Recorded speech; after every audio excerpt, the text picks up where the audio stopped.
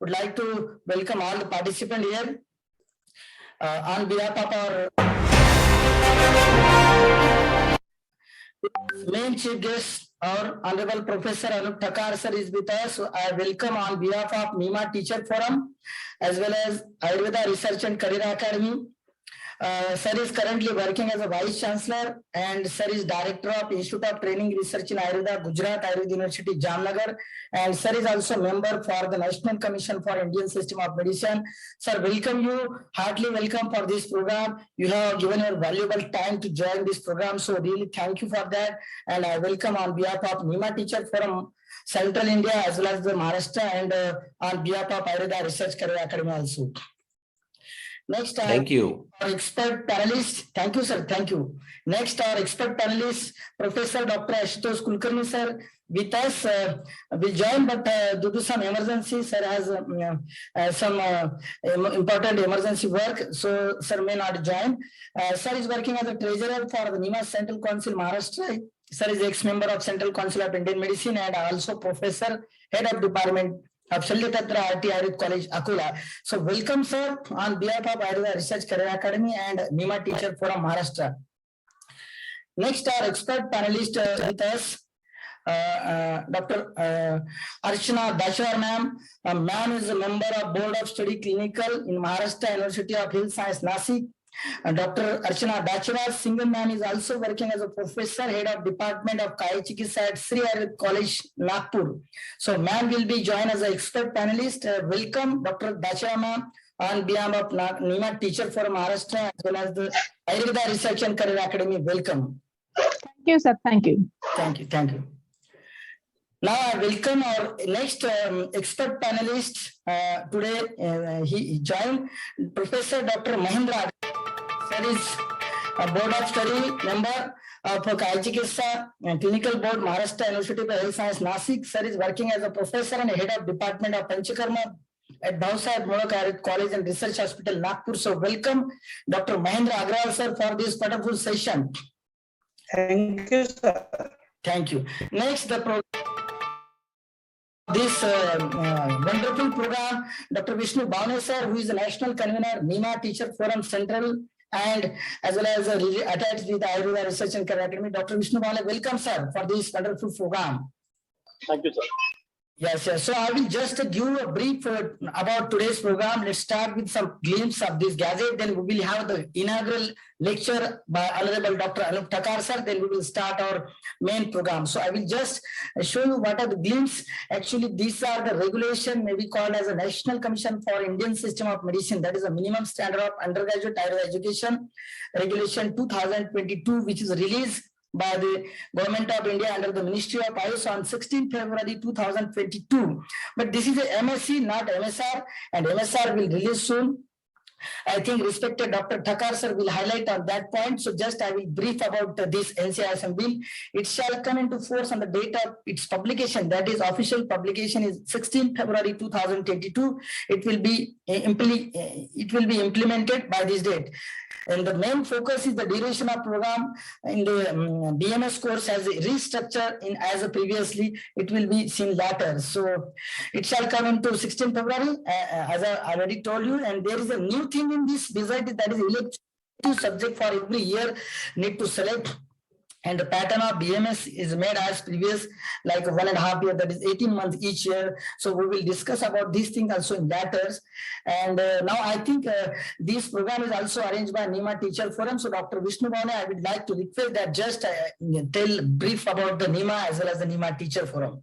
Dr. Vishnu Bhavne, sir. Thank you, Dr. Chetan. Thank you, Dr. Sundar. Today's chief guest, respected Dr. Anup Thakar sir, respected panelists, Dr. Agrawal sir, Dr. Dachwar ma'am, RCA directors, Dr. Sundar, Dr. Chetan. So I will not take much time. I will just highlight what is NEMA Teachers Forum. It is recently, 6 months before we launched the National NEMA Teachers Forum at central level, and then after that in the state of Maharashtra and state of Gujarat, we launched our 2 units in these 2 states, and simultaneously we are working in 19 states, including Kashmir, Kerala, Karnataka, Uttarakhand, these states, we are getting very good response of the teachers. And in this forum, teachers from government, aided, private colleges, and deemed university.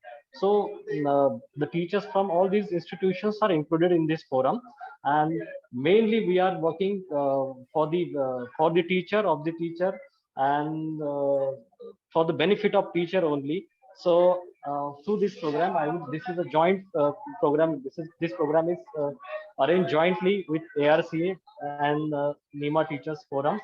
So through this program, I would like to appeal the teachers who are present here that do join the organization for the for our rights, so that we can fight for our rights and rights at national level. And that's it. I will not take much time.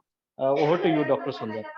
Yes, thank you, Dr. Vishnu Bhavane sir, who is working as a national convener for the NEMA Teacher Forum, and his credit is that he has organized this program for our teacher faculty. Thank you, Dr. Bhavane sir. Now, I would just like to brief Ayurveda Research and Career Academy. I, Dr. Sundar Singh Danga, working as the director for this academy.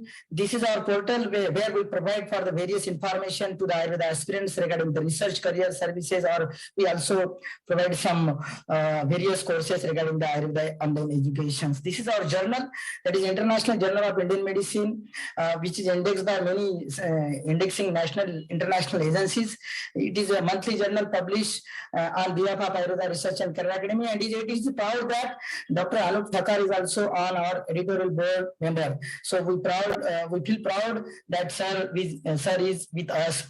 So without taking too much time now, I will request Dr. Anup Thakar sir, respected Thakar sir, will give you some highlights regarding this new MSc of NCISM Gazette 2022. So sir, respected Dr. Anup Thakar sir, please.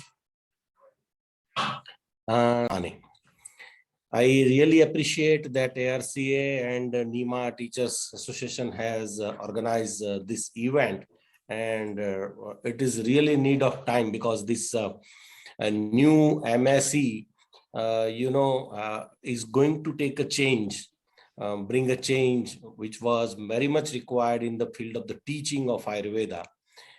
Many expectations are there as a new NCISM, National Commission for Indian System of Medicine, has been, came in the existence.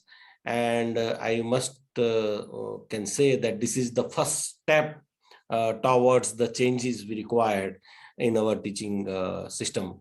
It's a simple and clear thing that if we want some change, something new, तो पहले हमको खुद को change होना पड़ेगा, and we need to accept that change, और वो हमसे शुरुआत करनी पड़ेगी, और हमने वो शुरू करी है, NCISM ने वो शुरू करी है. The purpose is, to bring the new air, new system in the teaching, our teaching.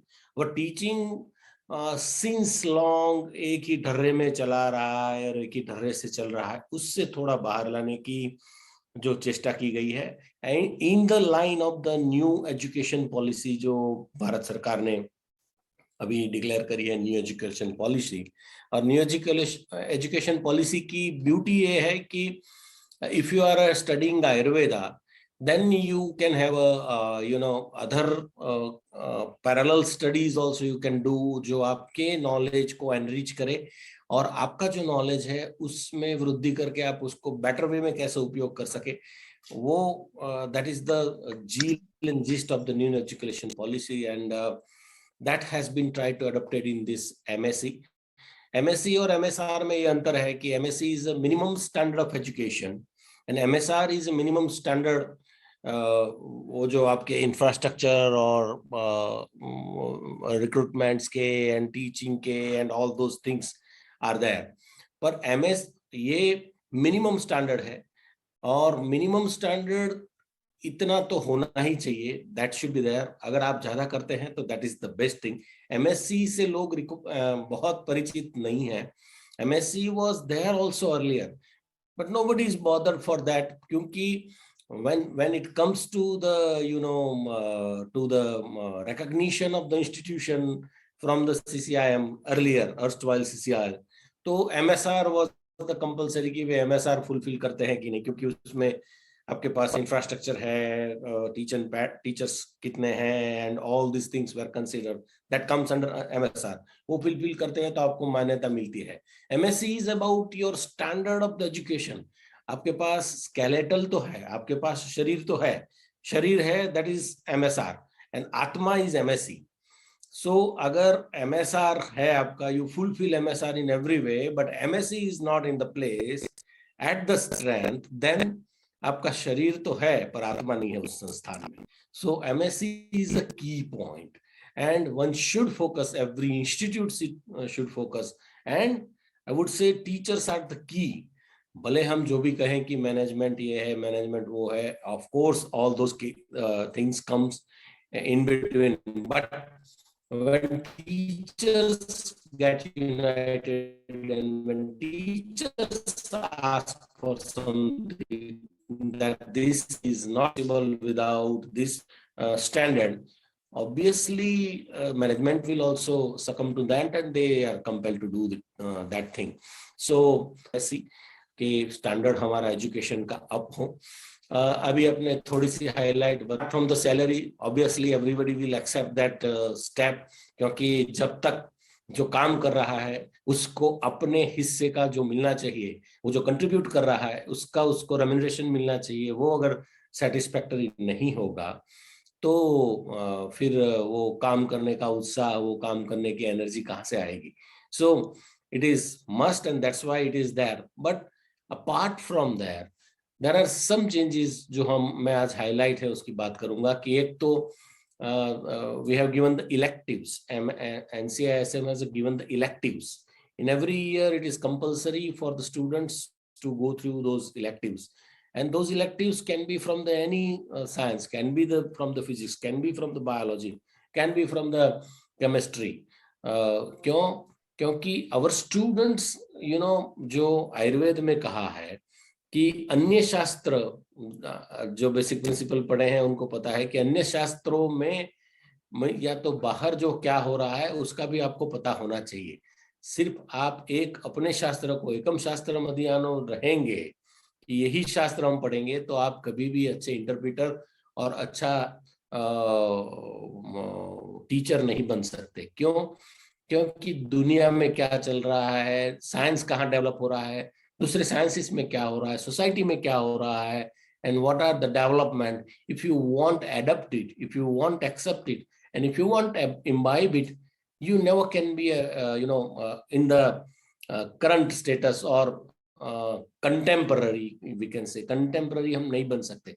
अगर आपको contemporary बनना है, आज के युग के अनुसार बनना है, तो दूसरे सब्जेक्ट्स में, दूसरे विषयों में क्या हो रहा है वो समझना बहुत जरूरी है, और वो हमारा स्टूडेंट समझ पाए, वो अडॉप्ट करे और compete कर पाए सोसाइटी में बहुत अच्छे से. That's why those electives are there. It is compulsory. So it will एक अलग ही पर्सनालिटी उसका डेवलप कर सकते हैं. वो electives ये जो यहाँ दिए गए हैं, it is not necessary कि आप इतने electives ही रखें, ज्यादा electives भी हो सकते हैं. There can be electives for the English speaking or English knowledge or any other language. There can be electives for the computer sciences. There can be electives for the personality development. There can be electives for the lab technology or new technology, whatever, and number of possibilities are there. But these electives can prepare a different kind of students. एक उनकी personality में एक नया addition होगा, and that will help really a development of Ayurveda. Ayurveda में आज ये हो रहा है कि people are very good at Ayurveda. हमारे students, बहुत बच्चे ऐसे निकलते हैं कि they are very brilliant in Ayurveda science, but due to they don't have a knowledge of the basic sciences, और वो बेसिक साइंसेस को रिसर्च में या दूसरी जगह पे कैसे इम्प्लाई करना, उसके ज्ञान के अभाव पे हम कहीं ना कहीं रिसर्च में या दूसरे फील्ड में पिछड़ते हैं. तो ये न हो, for that purpose those electives are there, and that will make a lot of difference.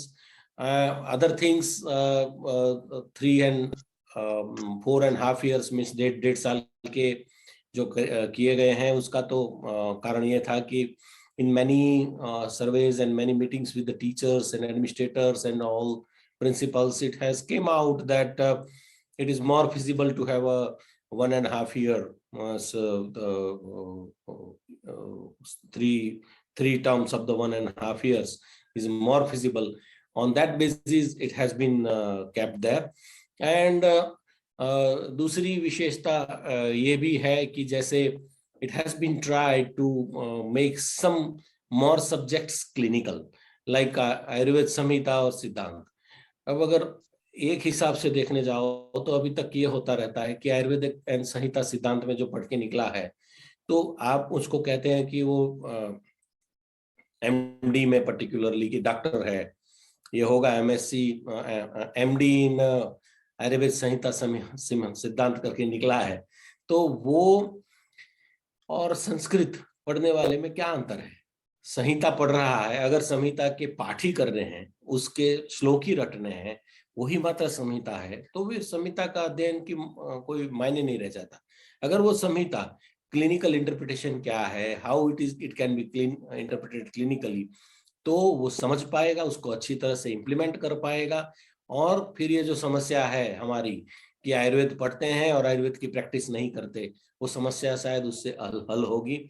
When students will start to interpret the classics in proper manner, practically, clinically, तो अपने आप उनको समझ में आएगा कि आयुर्वेद कितनी बड़ी बात है और आयुर्वेद में क्या क्या कहा है और कितना साइंटिफिक है. तो मैं उसमें स्टूडेंट का दोष कम देखता हूं कि वो आयुर्वेद प्रैक्टिस की ओर आकर्षित नहीं होते और दूसरी पैथी में घुसते हैं. उसका कारण यह है कि उनको वो समझ नहीं दी गई, उनको वो सब्जेक्ट ही नहीं समझा, उन्होंने प्रैक्टिकली क्लिनिकली नहीं देखा.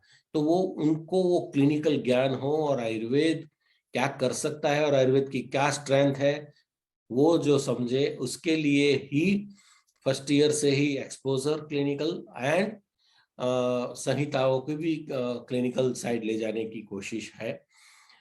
इसमें बहुत सारे इफ एंड बट्स भी हो सकते हैं, बट आई थिंक कि that is a really major step towards the understanding of Ayurveda in clinical perspective, क्योंकि आयुर्वेद चिकित्सा विज्ञान है और चिकित्सा विज्ञान को चिकित्सा विज्ञान के तरीके से ही देखना चाहिए. हमारे अष्टांग हृदय या चरक और वो सब सब्जेक्ट पढ़ाए जाते हैं, तो उनके जो पेपर होते हैं या उनकी एग्जामिनेशन होती है, तो वहां तक होती है कि उन्होंने श्लोक रट लिए, कितने श्लोक जानते हैं, उसके आधार पे एग्जाम हो गई. That is not the way.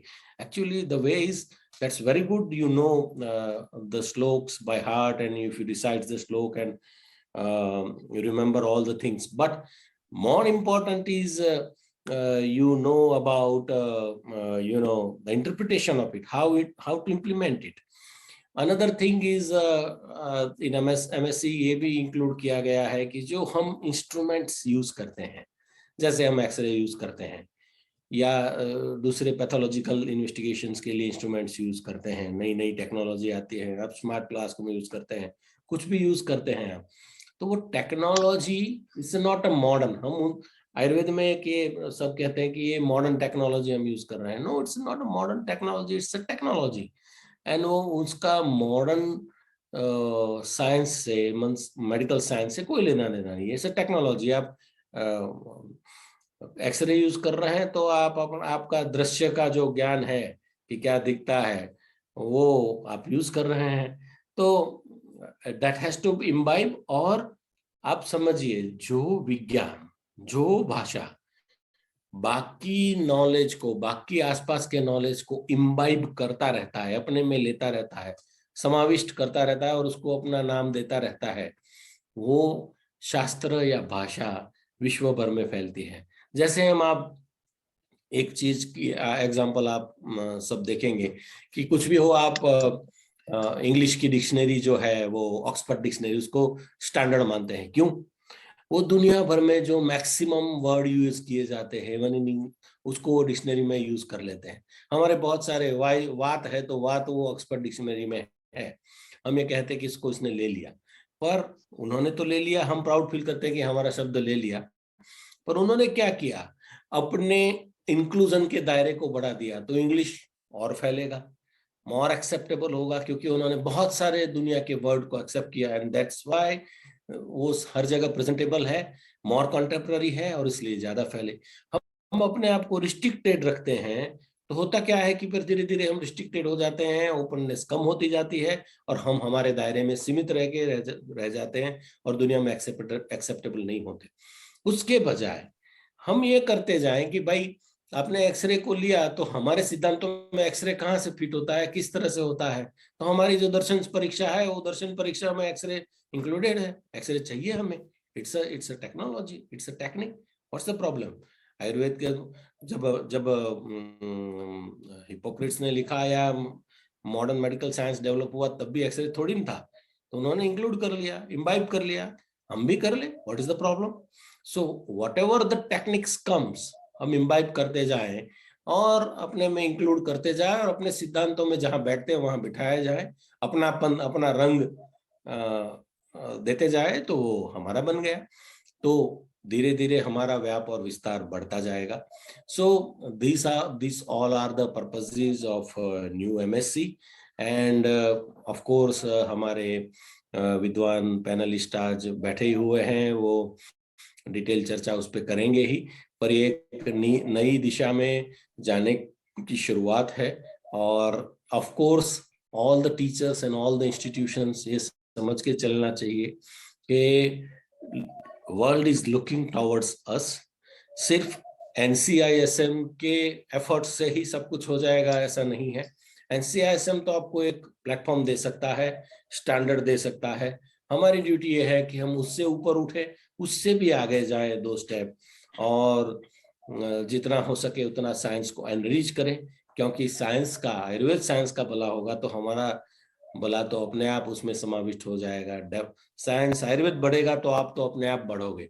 So that should be the spirit, and that is the message NCSIM want to give through this new MSc which is gazetted, and I hope that our teacher community and all the educational world will accept it wholeheartedly, and I'm looking forward for the forthcoming days that there will be a new wind will blow in the education of the Ayurved field, क्योंकि ये नहीं होना चाहिए कि जिस हिसाब से colleges खुल रहे हैं और जिस हिसाब से कॉलेजेस खुले हैं, जो डेंटल और इंजीनियरिंग की गति हुई है वो गति की ओर हमें नहीं जाना है। This is hard fact, and मैं हमेशा सत्य बोल देता हूँ। तो जो इंजीनियरिंग और डेंटल की गति हुई है वो गति आयुर्वेद की ना हो, ये देखना हमारा मॉरल ड्यूटी है, और हमको उसको करना चाहिए, और टीचर्स की खास करके ये बनती है ड्यूटी कि हम उसको उस दिशा में ना जाने दें, स्टैंडर्ड ऑफ आयुर्वेद एजुकेशन बनाएं। और दुनिया जब आप एक स्टैंडर्ड, क्योंकि भाई देखो एक दूसरी बात है कि भाई जैसे मॉडर्न मेडिकल साइंस है तो वो स्टैंडर्ड कहीं और देखते हैं, उनके लिए दुनिया में कोई और स्टैंडर्ड बनाता है, हमारे स्टैंडर्ड तो हमें बनाने हैं। उनके बेस्ट तो कौन से कॉलेज हैं, तो वो कहेंगे कि भाई US में हार्वर्ड है या UK में सो एंड सो है, राइट। तो पर हमारे लिए तो हम ही हार्वर्ड है, हम ही ऑक्सफोर्ड है, हम ही सब कुछ है, तो हमें ही हम में से किसी को हार्वर्ड बनाना है, हमें ही हम में से किसी को ऑक्सफोर्ड बनाना है, हम में से किसी को स्टैंडर्ड कॉलेज अलग अलग बनानी है, क्योंकि वर्ल्ड इज लुकिंग टुवर्ड्स अस। तो ये रिस्पॉन्सिबिलिटी हम लेंगे, and I am sure that our young generation of the teacher is very committed, and I am sure that they will come forward and will take the lead in that direction to give the new, new dimensions to the Ayurved education. Thank you to RCA and NIMA for inviting me and giving this opportunity. Thank you all. Sir बहुत बहुत धन्यवाद। नीमा teacher forum और Ayurveda research career academy की ओर से आपने बहुत ही सटीक और आदर्श जो आयुर्वेद को हम आगे जो भविष्य देखेंगे तो आपके शब्दों से बहुत ही क्लियर होता है। हमें टीचर कम्युनिटी को आज जो आपने व्यस्त समय रहने के बावजूद भी आपने जो बहुत ही अच्छा समय हमारे लिए दिया है, तो उसके लिए मैं बहुत ही मन से आपको आयुर्वेद रिसर्च करियर एकेडमी और पूरे टीचर कम्युनिटी की ओर से बहुत बहुत आभार आपका व्यक्त करना चाहता हूँ सर, और बहुत बहुत धन्यवाद देना चाहता हूँ कि एक आयुर्वेद को नया दिशा देने वाला जो गैजेट है और जो ऐतिहासिक गैजेट आपकी और सभी NCISM मेंबर ने मेहनत करके इसको रिलीज किया है, जो अपने टीचर कम्युनिटी आयुर्वेद के भलाई के लिए होगा, ये आपके शब्दों से झलकता है। तो उसी के लिए आपका बहुत बहुत धन्यवाद देता हूं सर, और आपका बहुत बहुत थैंक यू भी मैं आपको तहे दिल से करता हूं सर। तो आप हमारे साथ जुड़े रहिए, हमारी अपेक्षा है, पर आपका समय बहुत कीमती है सर। आपने जो समय दिया है इसकी कोई मूल्य नहीं है, बहुत अमूल्य मार्गदर्शी जो भी संस्थान है आयुर्वेद के, वो इसके आधार पे हम लोगों को उस ऊंचाई तक पहुंचना, ये बहुत ही अच्छा संदेश आज सर ने उनके इनॉग्रेल स्पीच के माध्यम से पूरे आयुर्वेद जगत को दिया है। बहुत बहुत धन्यवाद सर आपके मार्गदर्शन के, हम लोग बहुत ही ऋणी रहेंगे आपके। और इसके बाद मैं एक हाइलाइट्स जो है इस न्यू गैजेट की, minimum standard of Ayurveda education regulation 2022 by NCISM का मैं आपको बताना चाहूंगा with in short, and then we will start और ओपन डिस्कशन फोरम। उसमें हम लोग सभी पार्टिसिपेंट के क्वेश्चन देंगे और उस पर हमारे जो एक्सपर्ट पैनलिस्ट आज यहाँ पे हमारे इस कार्यक्रम में सहभागी हुए हैं, वो आपको उस सवाल का आपको जवाब देने का बहुत बढ़िया उनका प्रयत्न रहेगा। तो जुड़े रहे हमारे साथ। हम लोग अभी जस्ट हाइलाइट देखेंगे इस नए गैजेट के क्या है। इस गैजेट में जो है ड्यूरेशन ऑफ 5.5 ईयर जो प्रीवियसली था, पर जो रिस्ट्रक्चर करके first year 18 months, second year 18 months, final year 18 months, और इंटर्नशिप जो है उसको 12 महीने का भी 1 साल का दिया है। और इसमें जैसे आदरणीय ठकार सर ने बताया कि ये मेन प्रोग्राम के साथ इसमें इलेक्टिव सब्जेक्ट रहेंगे, उसका हम लोग आगे थोड़ा डिटेल में उसका अध्ययन करेंगे। और induction program as CCIM is also has implemented that for 15 days, not less than 15 days induction program जो आयुर्वेद के लिए प्रवेश करते हैं विद्यार्थी उनके लिए रहेगा। और इसमें एक नया कंसेप्ट NCISM ने जोड़ा है जो कि STD-ISN नाम से methodology for supplementing modern advances, scientific and technological development in Indian system of medicine। जैसे आदरणीय ठकार सर ने बताया कि कुछ एडवांसमेंट अगर होते हैं तो हम लोग उसको आयुर्वेद में कैसे इंक्लूड करें, इसका एक बहुत ही अच्छा सिस्टम इस गैजेट में दिया है। इसके बारे में भी हम लोग जानकारी लेंगे। उसके बाद जो दिया है स्ट्रक्चर इलेक्टिव का, ये थोड़ा डिटेल में है, तो इसको हम लोग ज्यादा अभी डिटेल नहीं देखेंगे। इसका एक अलग अलग मॉड्यूल इलेक्टिव और उसके जो ग्रेड्स है ब्रॉन्ज, सिल्वर, गोल्ड, इसका वर्णन उस MSc गैजेट में आया है। तो ये जो फर्स्ट ईयर के सब्जेक्ट है मैं आपको रिवाइज करके दिखाना चाहूंगा कि संस्कृत, पदार्थ विज्ञान, क्रियाशाली, रचनाशाली, संहिता अध्ययन और elective 3 subject compulsory first year में लेना है। उसी के साथ सेकेंड ईयर में द्रव्यगुण, रसशास्त्र, रोग निदान, आगत तंत्र, स्वस्थ वर्त, संहिता का दूसरा पार्ट, और any 3 elective subject they have to taken, student has to choose. And finally में जो सब्जेक्ट है वो पहले के BMS के अलावा थोड़ा सा इसमें 2 सब्जेक्ट का अधिक एडिशन हुआ है, जैसे कि काया चिकित्सा, पंचकर्म, शल्यशाला के प्रसूति, कुमार वर्ते और अत्यय चिकित्सा का एक नया पेपर इन्होंने ऐड किया जिसको इमरजेंसी मेडिसिन हम लोग कहेंगे, संहिता अध्ययन, रिसर्च मेथोडोलॉजी और 3 elective subject. Along with this subject final year student must have to select 3 elective subject. तो ये जो रचनात्मक बदल हुआ है नए MSc में, जो मैं आपको दिखा रहा हूँ यहाँ पे। उसके बाद ये जो इंटर्नशिप का जो बदलाव है उसमें भी थोड़ा हम लोग देख लेंगे कि जैसे काय चिकित्सा को 1.5 मंथ, 1.5 महीने का ड्यूरेशन है। अगर वो यहाँ पे 2 ऑप्शन उन्होंने दिए हैं, there is 2 option for internship. Option 1 6 month for college internship और फॉर आउटर, एंड जो ऑप्शन 2 है वो उसी में 12 महीने की जो इंटर्नशिप होती है 12 मंथ का, वो टोटली कॉलेज में कर सकते हैं। उसका भी जो ड्यूरेशन यहाँ पे दिया है, जैसे काय चिकित्सा 1.5 महीना ऑप्शन 1 में, 3 महीना ऑप्शन 2 में, शल्य 1 महीना, 2 महीना ऑप्शन 2 में, जो शालक्य है वो 3 weeks, and if you taken option 2 as 1 months, स्त्रीरोग को 3 वीक्स, उधर 1.5 महीना, कौमार वृत्ति के लिए 15 दिन, और अगर ऑप्शन 2 स्टूडेंट चुनता है तो उसके लिए 1 महीना, पंचकर्मा 1 महीना और 2 महीने ऑप्शन 2 में। और यहाँ पे नया हमने ऐड किया है 20 चिकित्सा OPD, जिसके लिए 15 दिन दिए हैं अगर आप 6 महीने की इंटर्नशिप कॉलेज में करते हो, और 12 महीने की इंटर्नशिप अगर लेते हो तो 1 महीना है। और जो ऑप्शन 1 में आपको है 6 महीने कॉलेज और 6 महीने प्राइमरी हेल्थ सेंटर या कम्युनिटी हेल्थ सेंटर में आप इंटर्नशिप के लिए ले सकते हैं। पर इन्होंने थोड़ा सा बदलाव किया है इस जो गैजेट में, जो इंटर्नशिप लेना जो चॉइस है स्टूडेंट की, the student can take the 6 month internship at the either primary health center community health center, civil hospital, or any recognized approved hospital of modern medicine or Ayurveda hospital, any private hospital which is NABH accredited, the student can join that hospital also. Along with BMS, intermediate student can also join the clinical unit of any Central Council of Research in Ayurvedic Sciences. ये जो नया बदलाव है internship के लिए है। और उसके बाद जो हम लोग मेन जो क्राइटेरिया अभी आएंगे इसमें गैजेट में, जो क्वालिफिकेशन ऑफ स्टाफ है, जो इसेंशियल क्वालिफिकेशन उन्होंने दिया है वो आप सभी को पता है कि बीएमएस रिकॉग्नाइज्ड बाय सीसीएम और NCISM and post graduate qualification चाहिए in the concern subject and valid registration of the concern state board और either council where it is employ जहां काम करेगा उस स्टेट का रजिस्ट्रेशन होना जरूरी है।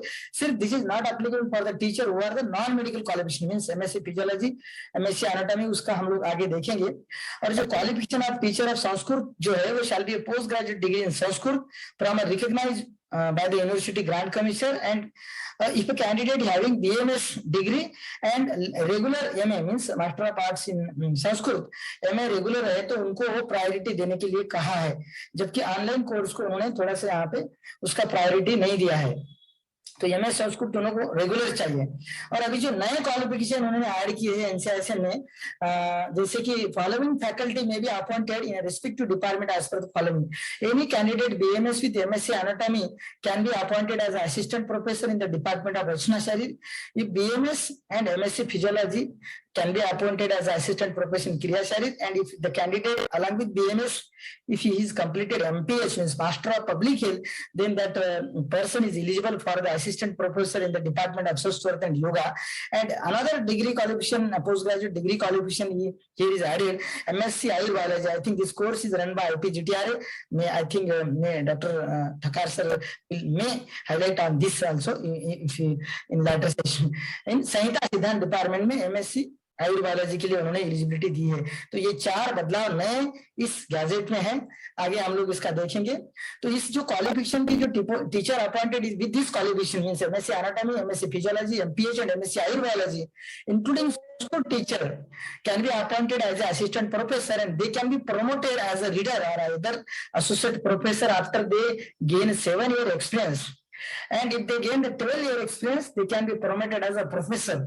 But this teacher will not be eligible for the post of head of the department as well as the head of institution, वो नहीं बन पाएंगे, but they may become as an associate professor or the professor. ये हमारे नए इस MSc के जो ग्रेजुएट है उसमें जो बदलाव है ये बहुत है।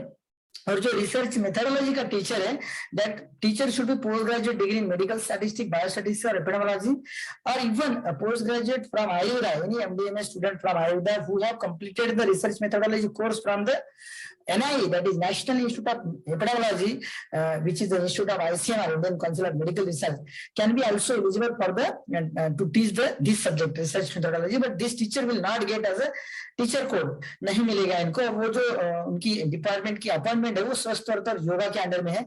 कई कॉलेज में ये पहले अपॉइंटमेंट संहिता डिपार्टमेंट में होती थी, but now it is under the स्वस्थ और yoga department.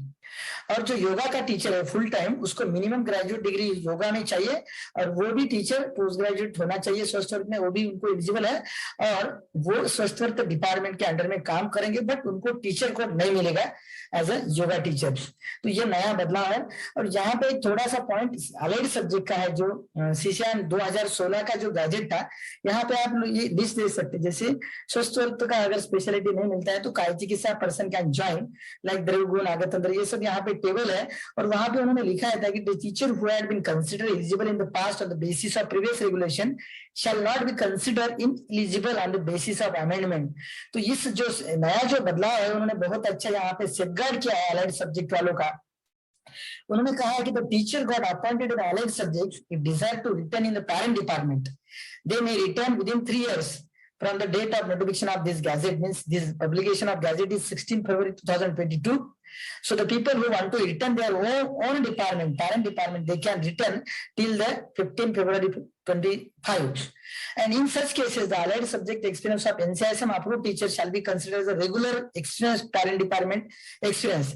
And another thing, they also clear that NCISM approved teacher who remain in the allied subject, if suppose somebody want to remain their allied subject, suppose Kaya Chikitsa people are working in the Balrog or Swasthya, if they want to remain in that subject also, they can remain as it is, and even their year experience also considered as a regular teacher experience in respective department. This is one thing, a very good thing for the allied subject appointed teachers.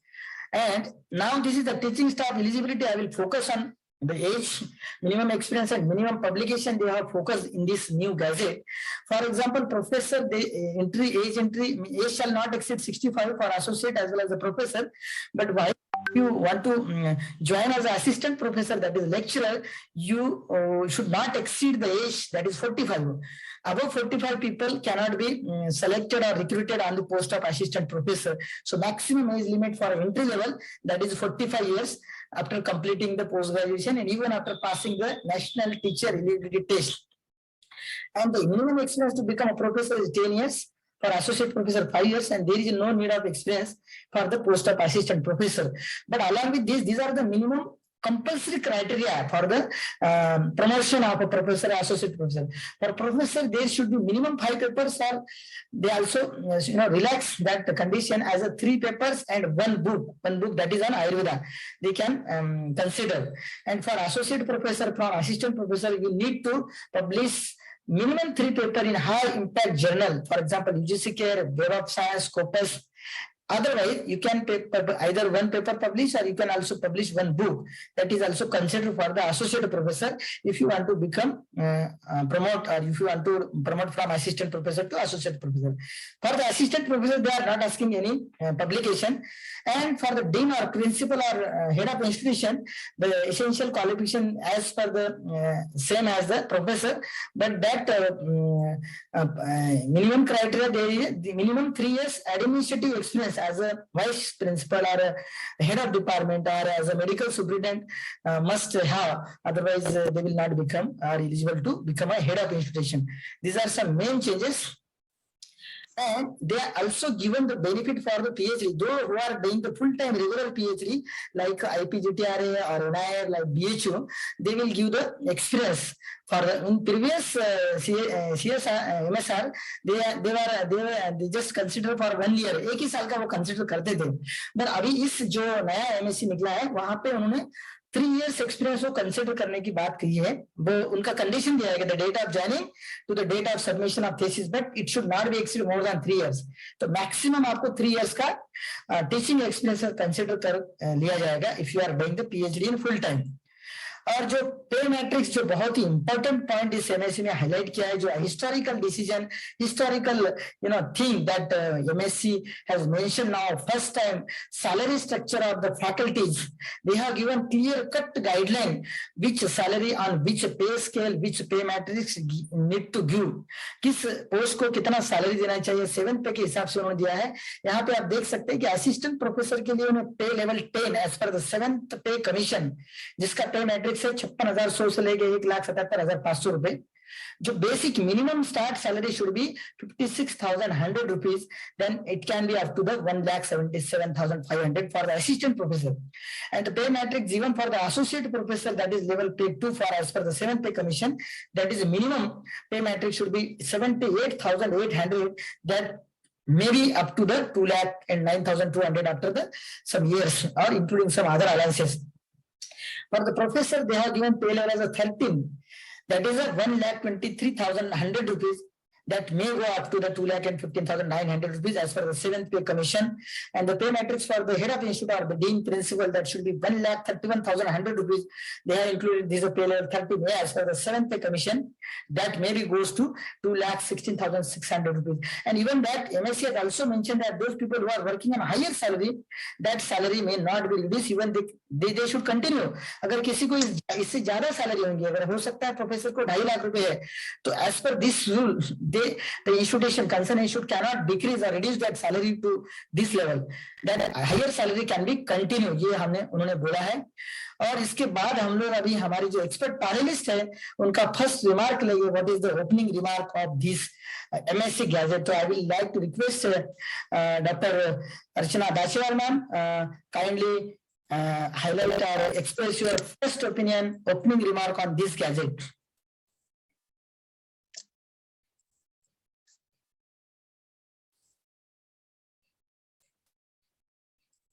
Doctor Dachewal ma'am, आपका जो पहला opening remark है इस gadget के बारे में, आपकी राय क्या है, आप हमसे शेयर कीजिए प्लीज, हमारे जो पार्टिसिपेंट है उनसे शेयर कीजिए। एमएससी है उस पर आपका ओपनिंग रिमार्क क्या है, कि आपको क्या लगता है कि ये इसके पॉजिटिव बेनिफिट और जो कुछ कमियां हो सकती है, तो आपको आपका ओपनिंग रिमार्क इस पे क्या है। हम लोग इसके बाद हमारा ओपन फोरम डिस्कशन खुला करेंगे।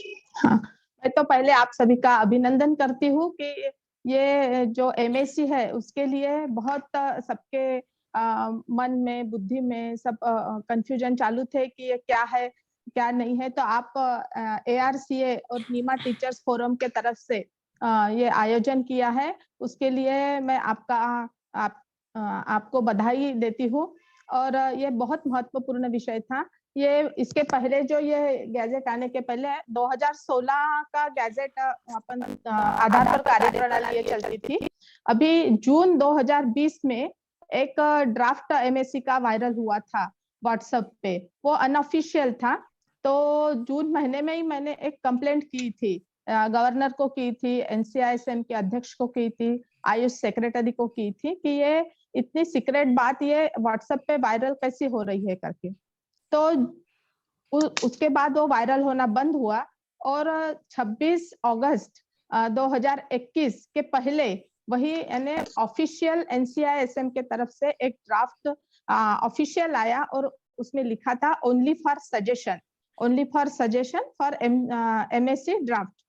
तो वो 26 अगस्त 21 तक अपने को सजेशन देने थे और उसके बाद उन्होंने ये दूसरा MSc का ड्राफ्ट तैयार किया। अभी ये 6 फरवरी 2022 में फाइनल MSc ड्राफ्ट आपके सामने प्रस्तुत है। अभी ठक्कर सर ने तो बहुत तारीफ कर ली है ये ड्राफ्ट की, और तारीफ पात्र है ही ये ड्राफ्ट, क्योंकि अबे अपने को आयुर्वेद को आगे ले जाना है। उसमें बहुत सारी चीजें उसमें परिवर्तन आया है और बहुत सारा काम हुआ है। लेकिन कुछ भी परिवर्तन होता है और कुछ काम जो लोग करते हैं उसमें कमियां भी रहती है और खामियां भी रहती है। तो उसी तरफ इस ड्राफ्ट में बहुत अच्छा भी है और बहुत कुछ यानी कमियां भी है, क्योंकि कुछ रेशियो भी नहीं संभाला ऐसे लग रहा है। जैसे कि थेरी जो है अपने विषय सब्जेक्ट वाइज जो थेरी पेपर है, वो थेरी पेपर के अनुसार प्रैक्टिकल के मार्क जैसे नहीं दिए गए हैं। तो वो रेशियो कैसा लिया है ये थोड़ी मैं ही खुद संदिग्ध हूँ। जैसे 300 मार्क का थेरी का पेपर है, उनके लिए भी 200 मार्क का प्रैक्टिकल, 200 मार्क का थेरी पेपर है उसके लिए भी 200 मार्क का प्रैक्टिकल, 100 मार्क का पेपर है उसके लिए भी 200 मार्क का प्रैक्टिकल। ये थोड़ी मुझे शंकास्पद यानी ये थोड़ी कमियां लगी।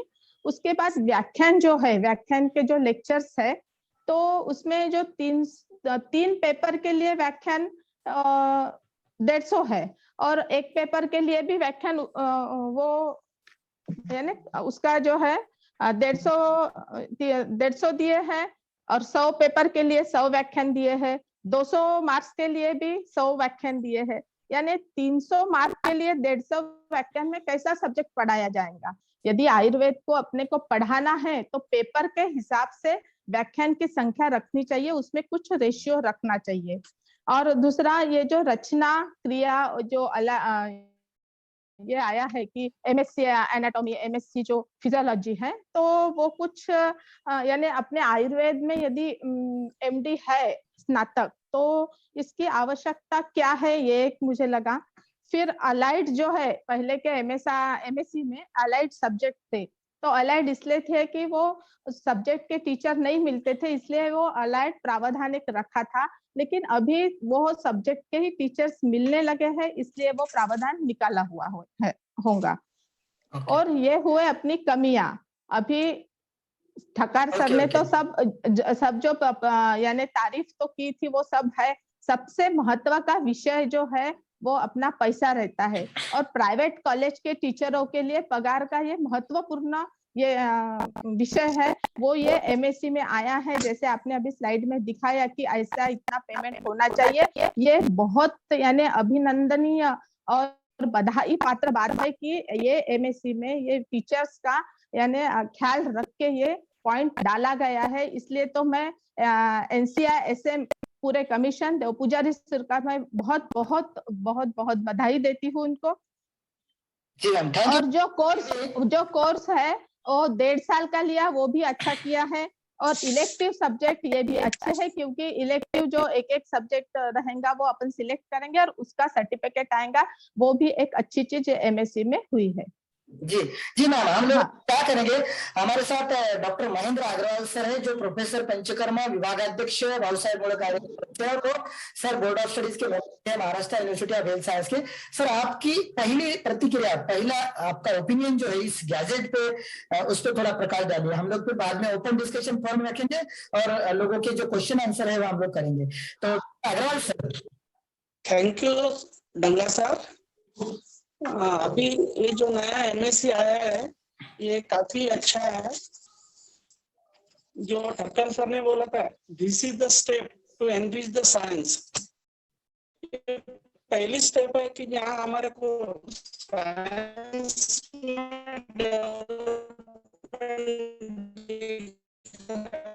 मुझे सेकेंडली जो सैलरी के लिए दाचावर मैडम ने बात किया कि इसमें पहली बार सैलरी का इंक्लूजन किया है, उसमें स्लैब बताया गया।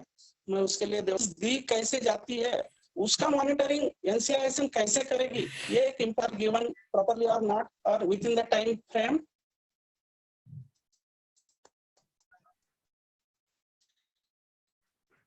जी सर, जी बोलिए सर। ठीक है सर का कोई बाकी जी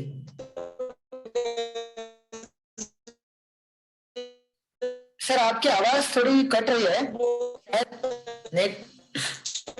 नेटवर्क का इश्यू होगा।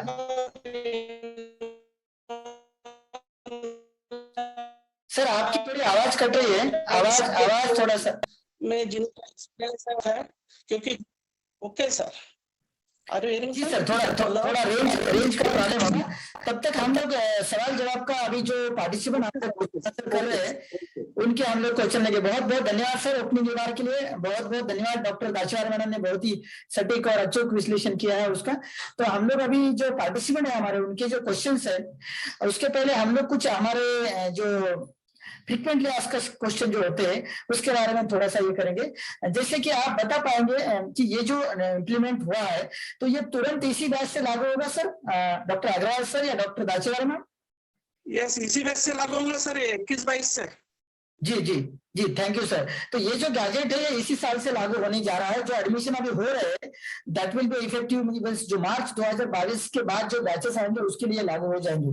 और दूसरी बात जो है सर, जैसे कि यहाँ पे पहले वर्ष का जो अभी जो एमयूएचएस या फिर किसी भी स्टेट यूनिवर्सिटी में जो चल रहा है पहले वाले बैच के, तो उसका कुछ एडजस्टमेंट कैसे करेंगे सर? जो कि जो पहले पैटर्न था 1 साल का, फिर 1.5 साल, फिर फाइनल ईयर का एक, तो वो एडजस्टमेंट जो है वो कॉलेज वाले और यूनिवर्सिटी को थोड़ा डिफिकल्ट, उसके ऊपर आपका क्या कहना है?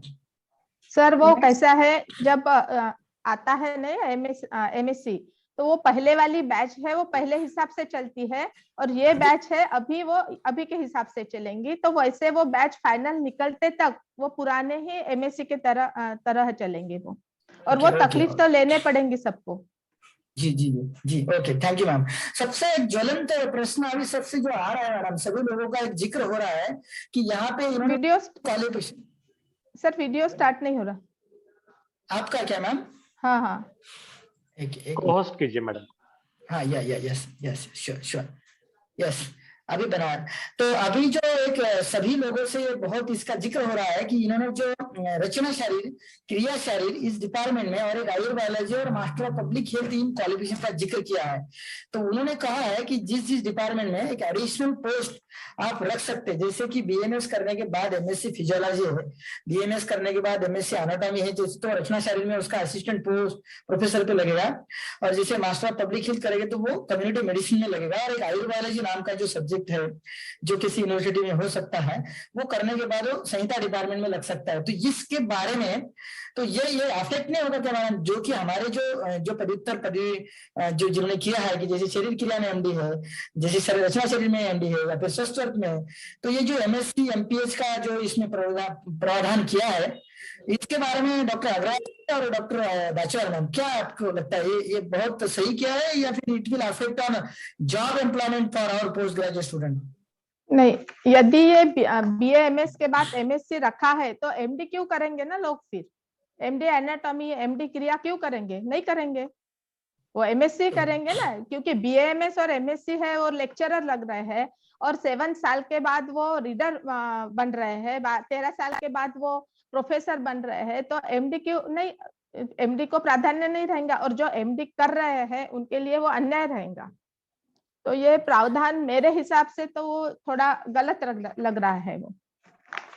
डॉक्टर अग्रवाल सर, आपका क्या कहना है जो एमएससी फिजियोलॉजी, एमएससी एनाटॉमी और मास्टर ऑफ पब्लिक हेल्थ को इन्होंने ऐड किया as educational qualification for the faculty recruitment, तो ये जो अभी लोग हो रहेंगे जो एमपीएच करने के बाद या फिर एमएससी फिजियोलॉजी करने के बाद, तो वो तो एमडी फिजियोलॉजी, एमडी क्रियाशाली उनकी जगह पे आए, इसका सर वो इसलिए किया गया है कि अभी रिसेंट सिनेरियो में there is a shortage of lecturer in the department of anatomy और फिजियोलॉजी, क्योंकि नए कॉलेजेस बहुत ज्यादा आ रहे हैं, नए कॉलेजेस की रिक्वायरमेंट है, फिर कॉलेजेस 90% टीचिंग स्टाफ पे कॉलेज चलाते हैं, तो अल्टरनेटिव प्रोविजन दिया गया है सिर्फ if there is MD anatomy और एमडी फिजियोलॉजी कैंडिडेट, तो वो एमएससी नहीं लेगा कोई भी, अगर कैंडिडेट नहीं है in that condition only MSc BMS with MSc anatomy और एमएससी फिजियोलॉजी लिया जाएगा।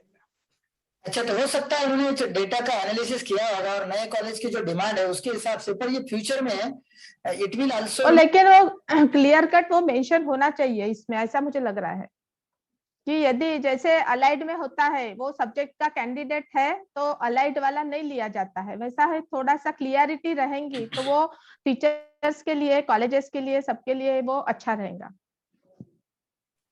Okay okay. और ये जो यहाँ पे जो टीचिंग जो फैकल्टी का रिक्रूटमेंट है मैडम, जैसे उन्होंने बहुत बदलाव किया है कि जैसे आपको अगर एनसीआईएसएम का आपने देखा होगा तो वहां उन्होंने जो those people who are working in council, research council में कर रहे होंगे या फिर कोई एनएबीएल एक्रेडिटेड लैब में कर रहे होंगे या फिर सीसीआरएस के पीजी है और उसके बाद अगर उनको उस सब्जेक्ट में रिसर्च का एक्सपीरियंस है 10 साल के लिए, जो कि उन्होंने 2016 के बाद वाला जो गैजेट था उसमें भी इसका जिक्र किया था, तो उसके बाद इसका भी कोई असर है क्या जो regular teacher working in the Ayurvedic college में रहेंगे और उसके अलावा वो काउंसिल का भी या फिर मेडिकल ऑफिसर जो होगा central government of health scheme में भी उनको भी एज एसोसिएट प्रोफेसर के पद पे वो रिक्रूट करना चाहेंगे? हाँ सर बोलिए अग्रवाल सर। नहीं, डेफिनेटली ये नहीं करना चाहिए। Teaching is a different thing and research is a different thing. Teaching, I agree this sir.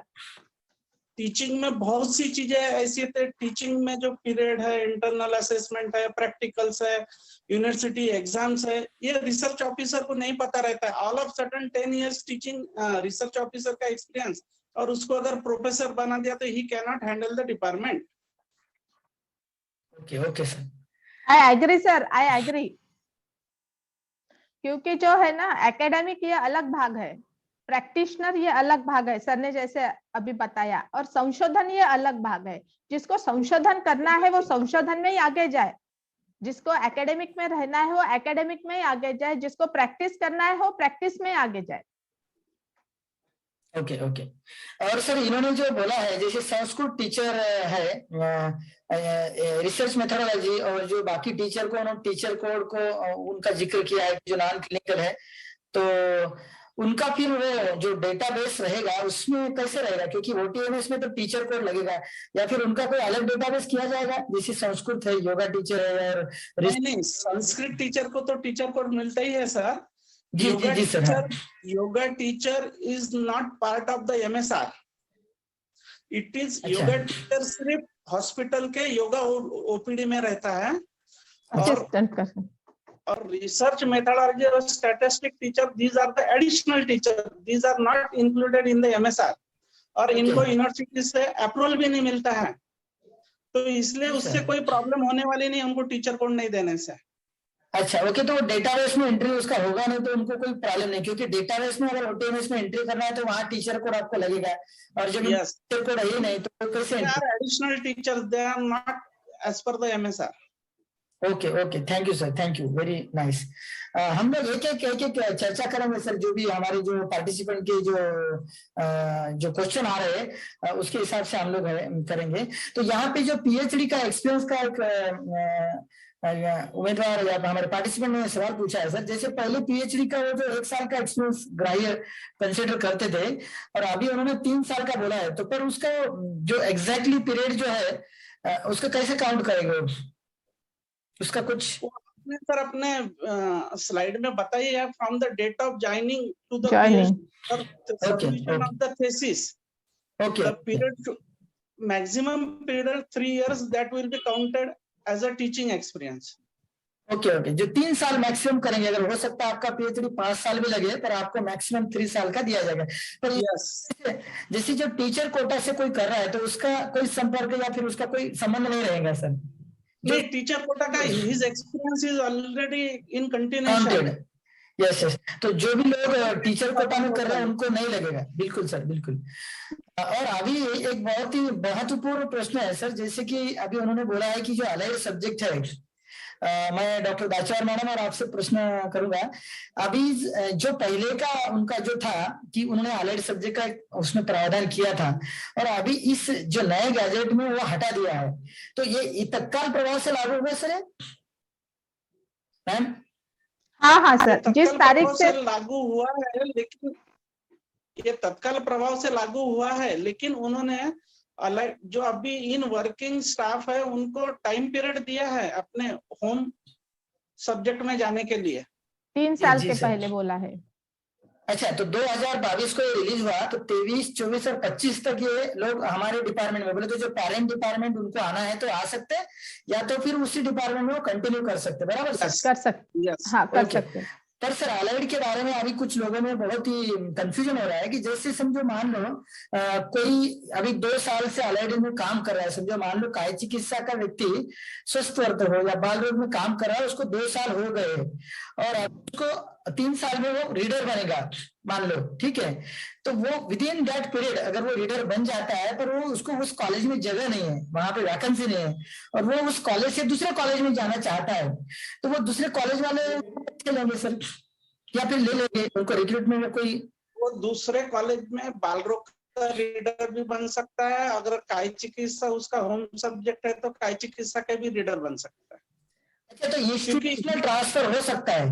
नहीं, इंस्टीट्यूट से कोई प्रॉब्लम नहीं है। ये अगर उसको 5 साल का लेक्चरर का बाल रोग का एक्सपीरियंस है, लेक्चरर 5 years इन बाल रोग। Hello, are you hearing? Yes sir, Am I audible? आ रही, बिल्कुल बिल्कुल, आपकी आवाज आ रही सर, बोलिए। अगर उनके पास 5 years टीचिंग लेक्चरर का एक्सपीरियंस है बाल रोग का, वो दूसरे इंस्टीट्यूट में बाल रोग में रीडर या काय चिकित्सा में भी रीडर बन सकता है। जी सर, जी। और मैं डॉक्टर दाचेवाल मैम से सवाल पूछूंगा। मैम, अगर ऐसा होता है तो ये सेम जो स्टेट यूनिवर्सिटीज होती है, जहां तक कि अप्रूवल की बात है तो सिर्फ महाराष्ट्र में लागू है, तो इसमें क्या महाराष्ट्र यूनिवर्सिटी वो मान लेगी क्या? क्योंकि अभी हम लोगों ने कई देखा है कि वो कई बार थोड़ा सा मिक्स एक्सपीरियंस अगर होता है, समझो मान लो काय चिकित्सा का व्यक्ति है, उसके बाद बाल रोग का है या फिर कुछ दिन पंचकर्म का है, पर अभी जो प्रोविजन है उसके हिसाब से उसका क्या परिणाम होगा उसको? तो वो जैसे 2 साल का बाल रोग है, 3 साल का पंचकर्म है, तो वो किस विषय में जाना चाहिए? उसमें उसी में रहना चाहिए या फिर उसी जो उसका पेरेंट सब्जेक्ट है उसमें आ सकता है? उसमें क्लियर अभी के एमएससी में लिखा है कि वो जो सब्जेक्ट में है उसका भी एक्सपीरियंस रहेगा और जो पेरेंट सब्जेक्ट में है वो भी ग्राह्य होगा। तो वो जो लिखा है उस हिसाब से तो वो ग्राह्य पकड़ना चाहिए। नहीं, यूनिवर्सिटी अप्रूवल देगी क्या मैम? डॉक्टर अग्रवाल सर, आपको क्या लगता है जो विद्यापीठ है महाराष्ट्र की खास? यूनिवर्सिटी अगर आपका एक्सपीरियंस अप्रूव्ड है तो आपको यूनिवर्सिटी अप्रूवल देगी, कोई प्रॉब्लम नहीं है। अगर आपके पास 5 साल का बाल रोग का अप्रूव्ड एक्सपीरियंस है और आप काय चिकित्सा में रीडर बनना चाहते हैं तो भी आपको अप्रूवल मिलेगा। ओके। और सर ये जो चांस उन्होंने दिया है जो ओरिजिनल सब्जेक्ट में आने का, तो ये चांस क्या उनके लिए दोबारा कर सकते हो जैसे, या फिर जैसे समझ लो मान लो मैं अगर काय चिकित्सा में बिजी हूँ और मैं समझो बाल रोग में कर रहा हूँ कुछ दिनों के लिए और मैं 1 टाइम मैं बाल रोग में रहूंगा या फिर मैं काय चिकित्सा में आ गया पर मुझे और बाल रोग की अच्छी अपॉर्चुनिटी आई तो फिर से मैं री-एंट्री कर नहीं सकता नहीं हूँ क्या? नहीं नहीं, आप फिर से नहीं जा पाएंगे। अच्छा, सो सिर्फ एक बार का उसको चांस मिलेगा, so that one chance. Okay okay, one chance में उसको दिया जाएगा। बिल्कुल बिल्कुल। मैं आप सभी पार्टिसिपेंट से लगभग हमारे यहाँ पे 100 to 1200 पीपल शाम से जुड़े हैं। उनसे मैं गुजारिश करूंगा कि आपको अगर कुछ पूछना है तो आप चैट बॉक्स में या फिर क्वेश्चन आंसर सेशन में जरूर चैट कीजिए। हमारे जो एक्सपर्ट है रिस्पेक्टेड डॉक्टर दाचर मैम और doctor Mahendra sir, Mahendra Agrawal sir, वो आपको उस सवाल का जवाब देने की कोशिश करेंगे कि दोनों भी बोर्ड ऑफ स्टडीज के मेंबर है, प्रोफेसर है और उनको administrative experience since long 10-15 years से है, तो वो बहुत ही अच्छे आपको जो आपके सवाल रहेंगे उनके जवाब देंगे। तो आप जो भी आपकी क्वेश्चन है वो चैट बॉक्स और इसमें डालिए, क्योंकि ये वेबिनार है इसलिए आपको डायरेक्ट अगर किसी को बोलना भी है तो मैं चाहूंगा जैसे डॉक्टर प्रशांत बोलना चाहेंगे तो मैं उनको अलाउ करूंगा। अगर आपको बोलना भी तो आप हैंड रेज कीजिए। यहाँ पे डॉक्टर प्रशांत शिंदे है तो मैं उनको अलाउ टू स्पीक करूंगा ताकि वो बोल सकेंगे। बोलिए सर, डॉक्टर प्रशांत आपका क्या प्रश्न है? अनम्यूट करिए डॉक्टर प्रशांत। हेलो। हाँ यस सर, यस बोलिए, आपका क्या सवाल है? नहीं, मेरा तो प्रॉब्लम बस एनाटॉमी का जो प्रॉब्लम जो बताया आपने, जी जो अलाइड जैसे शल्य शल्य वाले जो अलाइड एनाटॉमी में आके ज्वाइन हो जाते हैं, तो अभी जो गैजेट आया है वो तुरंत चालू हो जाए, मतलब उसका यस यस यस अमेंडमेंट हो जाएगा? सर, यस हाँ, सर, तुरंत सर ने तुरंत लागू होगा ऐसा उन्होंने बताया है। और क्योंकि डाचर नहीं डॉक्टर डाचर मैडम ने बहुत ही अच्छी बात कही है। अगर एमएससी बीएमएस करने के बाद एमएससी एनाटॉमी को कोई आप अपॉइंट करेंगे तो हम एनाटॉमी क्यों करेंगे लोग? सही बात है ये। ओके और बीएमएस के बाद जो एमडी एनाटॉमी रहेगा वो अच्छा पढ़ाएगा, जो बीएमएस के बाद एमएससी रहेगा। ये मेरा खुद का ओपिनियन है। Okay okay, so thank you doctor Prashant. और यस कोई सवाल है Prashant sir? No sir, no. Okay, doctor Chandrakant बोलना चाहते हैं, चंद्रकांत बुधनी सर। जी सर बोलिए डॉक्टर चंद्रकांत, अनम्यूट करिए, आपको आपका सवाल पूछिए।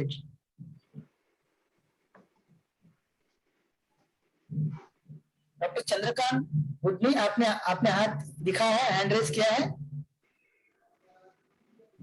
ओके कोई बात नहीं। मैं डॉक्टर गौरव कुछ पूछना चाहते हैं। गौरव जी आप अनम्यूट करिए और हमारे एक्सपर्ट से आपको जो आपका सवाल पूछना है पूछिए। Hello. यस यस डॉक्टर गौरव बोलिए। What's about the eligibility test for teachers? Something like that is mentioned in the MSR. Yes yes yes, there will have eligibility test. Doctor Agarwal sir और डॉक्टर दाचर मैम, आपका क्या राय है इसमें? Eligibility test रहने वाले हैं teacher के लिए? नहीं 7 वैसा कुछ तो अभी एमएससी में नया इसमें तो नहीं लिखा है, मेरे नजर में नहीं आया है वो। They is written, ma'am. That. ये एक जो गैजेट तो उसके पहले आया था ना, जो एक्ट बना था अपना एनसीआरएसएम का, उसमें उन्होंने जिक्र किया है कि नेक्स्ट एग्जाम रहेगा, नेशनल एलिजिबिलिटी टेस्ट रहेगा और जो नेशनल टीचर एलिजिबिलिटी टेस्ट रहेगा। तो जहां तक इसमें अब उनका कब आया था? जो शुरुआत में जो गैजेट बना था एनसीआरएसएम एक्ट जब पारित हुआ था ना, उस गैजेट में उसका जिक्र किया है। तो अभी इसमें आपके हिसाब से जो पहले वायरल हुआ था वो ना? हाँ शायद उसमें कुछ नहीं It's नहीं, अभी mentioned तो in ये the. It's अपने पास mentioned in जो the. अभी है। जी जी Ma'am, it is mentioned in this gazette notification also on 16th Feb. हाँ हाँ इसमें भी है क्या? Yes, yes. ओके ओके, तो हो सकता है। डॉक्टर अग्रवाल सर आपको क्या लगता है ये नेशनल टीचर एलिजिबिलिटी टेस्ट देना होगा? For the people who are serving in the field, I think. Okay okay ठीक है ठीक है। इसके तुरंत सर देंगे और हम लोग नेक्स्ट ये लेंगे। जैसे डॉक्टर रविता माने इज आस्किंग समथिंग। डॉक्टर रवितेश माने, आपको कुछ कहना है? अनम्यूट करिए डॉक्टर रवितेश माने, आपको मैंने अलाउ किया स्पीक के लिए। हेलो। यस है, यस डॉक्टर रवितेश बोलिए। जी मैं ये पूछना चाहता हूँ कि जैसे कि ये अनुभव के सेक्शन में कहा गया है प्राध्यापक एसोसिएट प्रोफेसर के या फिर प्रोफेसर के कि उसमें ए और बी, ए एंड बी ये दो दिए गए हैं क्राइटेरिया, ठीक है। संबंधित विषय में नियमित व्याख्याता के रूप में 5 साल का शिक्षण अनुभव एसोसिएट प्रोफेसर को, और बी ऐसा दिया गया है, तो वो जो आर्टिकल्स वगैरह जो कुछ करना है वो सिर्फ बी वालों को करना है या दोनों को भी है, ए नहीं, और दोनों बी? को, दोनों को भी करना है। यस। अच्छा, तो जो एग्जाम वो बताया था ना थोड़ी देर पहले एक सर ने बताया था, ये जो नेशनल एलिजिबिलिटी टेस्ट है वो तो बी के सेक्शन में दिया गया है, जो बीएमएस के बाद जो मॉडर्न डिसिप्लिन में जो पोस्ट ग्रेजुएशन करने वाले हैं ना, शायद उनके लिए है, ऐसा लगता है। उस विषय पे थोड़ा अभी संदिग्धता है, उसके बारे में थोड़ा करके हम लोग 16 नंबर तालिका 16 नंबर है, उसमें 17 नंबर के पॉइंट में 5वां पॉइंट है, लेकिन उसमें थोड़ी संदिग्धता है, इसलिए इस पे अभी चर्चा नहीं करते हम। ठीक है। इसके बाद डॉक्टर महेश्वर स्वामी कुछ पूछना चाहते हैं। यस डॉक्टर महेश्वर, आप अनम्यूट करिए और आप पूछिए आपका सवाल। Doctor Maheshwar. Yes sir, good afternoon sir. Good afternoon. Yes here the discussion what is going it is welcome sir, but my side is that it is clearly NCSM is trying to close the Sharir Rachana, Sharir Kriya and Swasthya department, that's all, because why post graduation they want, after why they are giving MSc and they are supporting MSc people and MPH people, that's all. They want to close the department of this Swasthya Kriya and Rachana. This is not the good step what they are taken. Okay. It's not in this Dr. Dacha ma'am and also Dr. Agrawal sir has expressed valuable opinion कि उन्होंने बोला है कि जो colleges आ रहे हैं पर उन्होंने इसका समर्थन भी नहीं किया है। डॉक्टर दाचा मैडम ने बोला है कि इसमें जो नया बना है एलिजिबिलिटी का लिए, इसके लिए तो हो सकता है आप लिखिए। मुझे लगता है डॉक्टर दाचा मैडम का क्या करना चाहिए इसके लिए? इस डॉक्टर अग्रवाल, देखो ये जो है MSc एनाटॉमी, MSc फिजियोलॉजी और MPH और MSc आयुर्जीव विज्ञान, ये बराबर है। मैंने पहले ही मेरे स्टार्टिंग में ही बोला था कि ये मुझे ठीक नहीं लगा। तो अभी तो ये MSc आई है, बराबर है ना, लेकिन अपन इसके लिए और भी अपने मत उनको भेज सकते हैं, और जो आने के बाद उसमें कुछ चेंजेस वो लोग कर सकते हैं।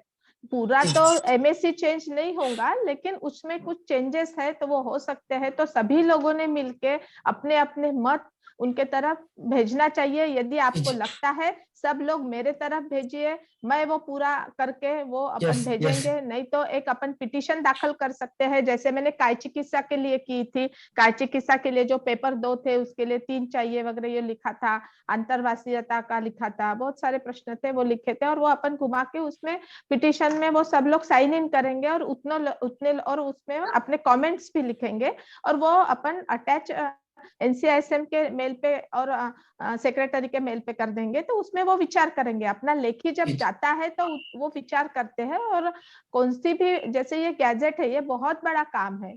जैसे अपन बहुत बड़ा काम करते हैं तो अपने हाथों से भी कुछ अच्छा होता है, कुछ छूट जाता है, कुछ थोड़ा सा बिगड़ जाता है। तो ये तो हर एक के हाथों से, आज कैसे है, आज NCISM में वो लग है, कल जाके आप में से कुछ लोग वहां पे रहेंगे। तो अपना काम है आयुर्वेद के लिए कार्य करना, अच्छा कार्य करना है और आयुर्वेद को बचा के रखना है। तो ये अपना डिस्कशन है, डिस्कशन में अपने को अपनी बात भी रखना है और उसके लिए पर्याय भी करना है। तो अपन अपने सजेशन NCISM को भेज सकते हैं और भेजना चाहिए। बिल्कुल बिल्कुल, thank you ma'am for your kind suggestion. या डॉक्टर मनीषा, आपको क्या कहना है? आपने हैंड रेज किया है। डॉक्टर मनीषा आपका। हाँ सर, मैंने अनम्यूट किया है। Yes, am I audible sir? Yes yes, आपकी आवाज आ रही, बोलिए। सर मेरा अभी शाला के मैं अलाइड सब्जेक्ट में मैं हूँ। अगर मैं पेरेंट डिपार्टमेंट में शल्य में गई, यहाँ पे अभी अपना ये पूरा रेगुलर इंटरव्यू तो होल्ड किए हुए है, वॉक इन में इंटरव्यू अगर होगा मेरा, तो मैं सर्जरी में अगर गई 1 ईयर के लिए, तो 1 ईयर आपका पीजी कौन से सब्जेक्ट में है? पीजी मेरा सर्जरी में है सर। तो मैं पेरेंट डिपार्टमेंट में अगर गई, वॉक इन में अगर गई मैं, तो 1 साल के बाद फिर से वो इंटरव्यू होगा। तो उसमें वो मेरा पूरा एक्सपीरियंस काउंट होगा क्या? और अपने इसमें एलिजिबिलिटी में एसोसिएट प्रोफेसर में ऐसे लिखा है कि 5 years experience in concern subject, ऐसा लिखा है। मैं डॉक्टर अग्रवाल सर से रिक्वेस्ट करूंगा, सर इसका क्या आप जवाब देना चाहेंगे? हाँ मैडम, ये अभी का MSR है। इसके पहले के जो MSR थे उसमें 3 years teaching experience in concern subject and 2 years in allied subject. Yes sir. अगर आपका शालक्य का 2 साल का काउंट होगा, आप शल्य में अगर जाना चाहते हैं तो शल्य का 3 साल तो आप शल्य के रीडर बन सकते हैं, या तो फिर आप शालक्य में रह के 5 years कंप्लीट करके आप शालक्य में। सर थोड़ा आपका नेटवर्क इशू है, थोड़ा सा रेंज का देखो कोशिश करके, अच्छा अगर तो। डॉक्टर रविराज परदेसी हमारे यहाँ जुड़े हैं। डॉक्टर रविराज परदेसी वेलकम सर, आपको क्या सवाल पूछना है यहाँ पे? जी sir. Yes sir welcome sir. मैं Agarwal sir for valuable inputs. Sir मैंने जब MD आयुर्वेद क्रियाशाली 2005 में। हेलो यस सर, आपकी आवाज आ रही है। जी सर। यस हाँ सर। तो तभी से मेरी इच्छा थी कि मैं MSc फिजियोलॉजी करूं, क्योंकि इनिशियली मैं कोचिंग करता था तो मेरे पास आयुर्वेद के स्टूडेंट आते थे और मैं चाहता था कि मेरे पास MBBS के भी स्टूडेंट आए। So I wanted to have some additional qualification in modern physiology. So I searched which institute in India offers MSc physiology. And to my surprise, there was no institute which was offering MSc physiology to BAMS graduate. So I want to know, anybody of you, have you any idea, is there any institute all over India which is offering MSc anatomy or MSc physiology to BMS students? No. If yes, it is well and good. If not, then how the graduates, BMS graduates, will get entry into these courses? So what are the solutions? Sir अभी मेरे knowledge के हिसाब से जो deem universities है दत्ता में के Wardha, they are offering the courses of MSc anatomy, MSc physiology to the graduates and BMS graduate. अच्छा, अभी चालू किया है नया वाला? जी अभी 4-5 साल से तो मैं देख रहा हूँ सर। हाँ। नासिक विद्यापीठ नासिक में नहीं है, MUHS में नहीं है, लेकिन बाकी जैसे दत्ता में की सवाल ये है हम यहाँ पे कि अगर उनको अलाउ किया जाए तो फिर जो फिजियोलॉजी है और MD है रचना शारीर वाले जो पोस्ट ग्रेजुएट स्टूडेंट रहेंगे तो उन एम्प्लॉय का थोड़ा सा हैम्पर हो सकता है यहाँ पे। तो उनको MD एग्जिस्टिंग है तो उनको क्यों चांस दिया जाए? उनका जैसे अलाइड सब्जेक्ट को बाकी लोगों का बहुत वैसे ये एक्सटर्नल एंट्री हो रही है, तो उनके लिए क्या होना चाहिए? जैसे आपने पर आचार्य मैडम तो बोला ही है कि नहीं तो सर इसमें और सर का जी सर। हाँ, तो इसमें कैसा है कि सर समझो मेरा कलीग है जो MSc फिजियोलॉजी है, जो मेरे डिपार्टमेंट में है, तो काम का विभाजन फिर ऐसा होगा कि मॉडर्न फिजियोलॉजी पढ़ाना है तो उसी का उस पे राइट रहेगा या वर्चस्व रहेगा, जबकि मैं MD आयुर्वेदा वाला हूं तो मैं केवल आयुर्वेदिक पार्ट लूंगा। ऐसा कुछ होने वाला है क्या, या ऐसा कुछ होना चाहिए, ऐसा कुछ है क्या? नहीं ऐसा नहीं है सर। ये तो फिर वो व्यक्ति की एंट्री किस लिए हो रही है? Means are ayurvedic post graduate are not capable to teach modern physiology? Is questionable also sir. ये क्वेश्चनेबल तो है कि क्यों कर रहे हैं करके, इसका क्लेरिफिकेशन हमको NCISM बोर्ड ही दे सकता है सर। हम उनसे पूछकर यानी सब लोग मिलकर पूछ सकते हैं कि क्यों कर रहे हैं करके, उनके पीछे उनका क्या उद्देश्य है पता चलेगा आपने। जी सर जी। तो मुझे भी वही लगता है जैसे डॉक्टर दाचवाल बोला है। हेलो। हाँ जी मैम। हाँ सर, मेरा क्वेश्चन आंसर सर का थोड़ा नेट इशू था तो नहीं हुआ है। आप डॉक्टर बोल रहे हैं ना? मनीषा जी। अब मैडम आ रही है मेरी आवाज मैडम? हाँ सर आ रही है। मैडम आप इस MSR में क्या बोला है आप मत करिए। आपको पुराना MSR में क्या था कि अलाइड सब्जेक्ट में 2 years एक्सपीरियंस और कंसर्न सब्जेक्ट का 3 years है, तो आप शल्य में रीडर बन सकते हैं। अगर आपको अलाइड में ही रहना है, शालक्य में रहना है, तो आप कंटिन्यू रहिए। आप शालक्य में प्रोफेसर बन सकते हैं। आपका अलाइड का 2 years एक्सपीरियंस कभी भी काउंट होगा एट एनी पॉइंट। सिर्फ 2 years का होगा सर? अगर आपको शल्य में जाना है तो ऐसा नहीं, अभी आपका कितने साल का शालक्य में है मैडम? शालक्य का सर मेरा 6 ईयर का होगा और शल्य का मेरा 2 ईयर का है। टोटल मेरा 8 ईयर का एक्सपीरियंस है। तो मैं अभी शल्य में जा सकती हूँ क्या? बिल्कुल जाइए आप, थैंक यू। शल्य में जाइए, शल्य में 2 साल प्रोफेसर बन सके। जी जी जी, हमारे पास समय कम है और पार्टिसिपेंट के काफी सारे क्वेश्चन है, तो हम लोग एक एक करके देखेंगे। डॉक्टर अरविंद कुमार यादव, आपको मैंने अलाउ टू टॉक किया है, बोलिए आप। डॉक्टर अरविंद कुमार यादव, आपका क्या सवाल है? अनम्यूट करिए आपको, आप अपने आप को। सर आप, I am audible? Yes sir, आपकी आवाज आ रही है, बोलिए। सर मेरा भी इसी स्टैंडर्ड पे है कि एमएससी एनाटॉमी फिजियोलॉजी को अलाउ किया है, ठीक है। तो क्या एमएससी जो आएंगे उनको उतना प्रैक्टिकली नॉलेज होगा? क्या वो डिसेक्शन बार कितना एमएससी के थ्रू नए कैडर में समझ आए या फिजियोलॉजी में? और हम जो लोग अभी एमडी कर रहे हैं उनका फ्यूचर कहीं ना कहीं अभी संदेहास्पद है। सभी लोग हम जो अभी वर्तमान में ग्रेजुएट कर रहे हैं उनके लिए बहुत ही दुविधा का विषय यहाँ खड़ा हुआ है। जी जी ठीक है, इसके लिए क्या कर सकते हैं सर? उस पर चर्चा हुई है, जैसे डॉक्टर अग्रवाल सर और डॉक्टर आचार्य मैम ने बताया कि एक उनको लेटर लिखिए, उनको एक ड्राफ्ट का, जो भी आप सब एक एसोसिएशन मिलके, चाहे नीमा हो या फिर और कोई बड़ी एसोसिएशन है, इसको लिखिए ताकि वो बदलाव कुछ कर सके। अगर ज्यादा रिप्रेजेंटेशन जाएगा तो हो सकता है वहां पे, तो ये करूंगा। डॉक्टर प्राजक्ता तोमर यहाँ पे कुछ सवाल पूछना चाहते हैं, आपको अनम्यूट करिए और पूछिए। डॉक्टर प्राजक्ता तोमर मैम, अपने आप को अनम्यूट करिए और आपका सवाल पूछिए। Good evening. Good evening ma'am, बोलिए। Good evening to the panelist also. Yes ma'am, yes. हाँ, एक्चुअली मुझे अलाइड सब्जेक्ट के लिए पूछना था। जैसे अभी बोला गया है कि 3 साल तक ही आप आपके अलाइड में रह सकते हो, फिर पेरेंट में वापस आना पड़ेगा आपको। अगर 3 साल बाद नहीं आते हैं तो फिर आपको उसी में रखा जाएगा। अगर कोई अलाइड में नहीं रहना चाहता है, यस यस यस, हाँ लिखा है ना उसमें, you have to return in 3 years back to your parents. उन्होंने ऐसा कंपल्शन नहीं किया ना, उन्होंने बोला है कि if you want to remain in that department. Compulsion नहीं किया है सर, हाँ नहीं कंपल्शन नहीं किया है, लेकिन अगर कोई अपने पेरेंट सब्जेक्ट में, हाँ सर, कोई अलाइड में नहीं रहना चाहता है आगे भी और अपने पेरेंट सब्जेक्ट में जाना चाहता है और उसको उस कॉलेज में अपॉर्चुनिटी नहीं हो आगे बढ़ने की, और रिजाइन करता है, तो उसका टीचर कोड क्या होगा?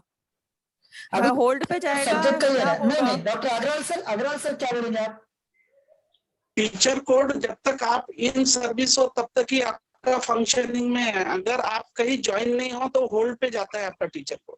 और सर अगर वो अगर वापस एलाइड में ही रहता है और उसको आगे नहीं, अगर वहां पे नहीं बढ़ने के लिए मौका है और वो पेरेंट में जाना चाहता है, तो उसके लिए हम रास्ता नहीं बंद कर रहे हैं क्या? रास्ता तो बंद हो ही रहा है, क्योंकि उन्होंने टाइम फ्रेम दे दिया 3 साल के अंदर आपको पेरेंट में जा सकते हैं करके। तो इसका मतलब अगर उसको वापस पेरेंट में जाना है तो उसको रिजाइन करना पड़ेगा। तो हम अपने खुद ही हम हमारे टीचर्स को बाहर कर रहे हैं और फिर हम अदर सोर्सेज ढूंढ रहे हैं, एमएससी और एमपीएच और सब। जहाँ तक सब्जेक्ट कोड की है, तो अभी जो टीचर कोड है जिस सब्जेक्ट में, टीचर वो सब्जेक्ट कोड का तो समझ गया सर, सब्जेक्ट कोड का तो समझ गया, टीचर कोड का समझ गया, लेकिन मैं ये बोल रही हूँ जो अगर पेरेंट टीचर में वापस जाना चाहता है, अभी 3 साल खत्म होने आ गए, लेकिन उसको अगर वहाँ रास्ता नहीं मिल रहा है उसके पेरेंट टीचर में जाना, पेरेंट सब्जेक्ट में जाने के लिए, तो उसके पास 2 ही ऑप्शन है, रिजाइन कर दे। तो हम खुद ही नहीं हमारे टीचर्स को काट रहे हैं क्या, अलग कर रहे हैं?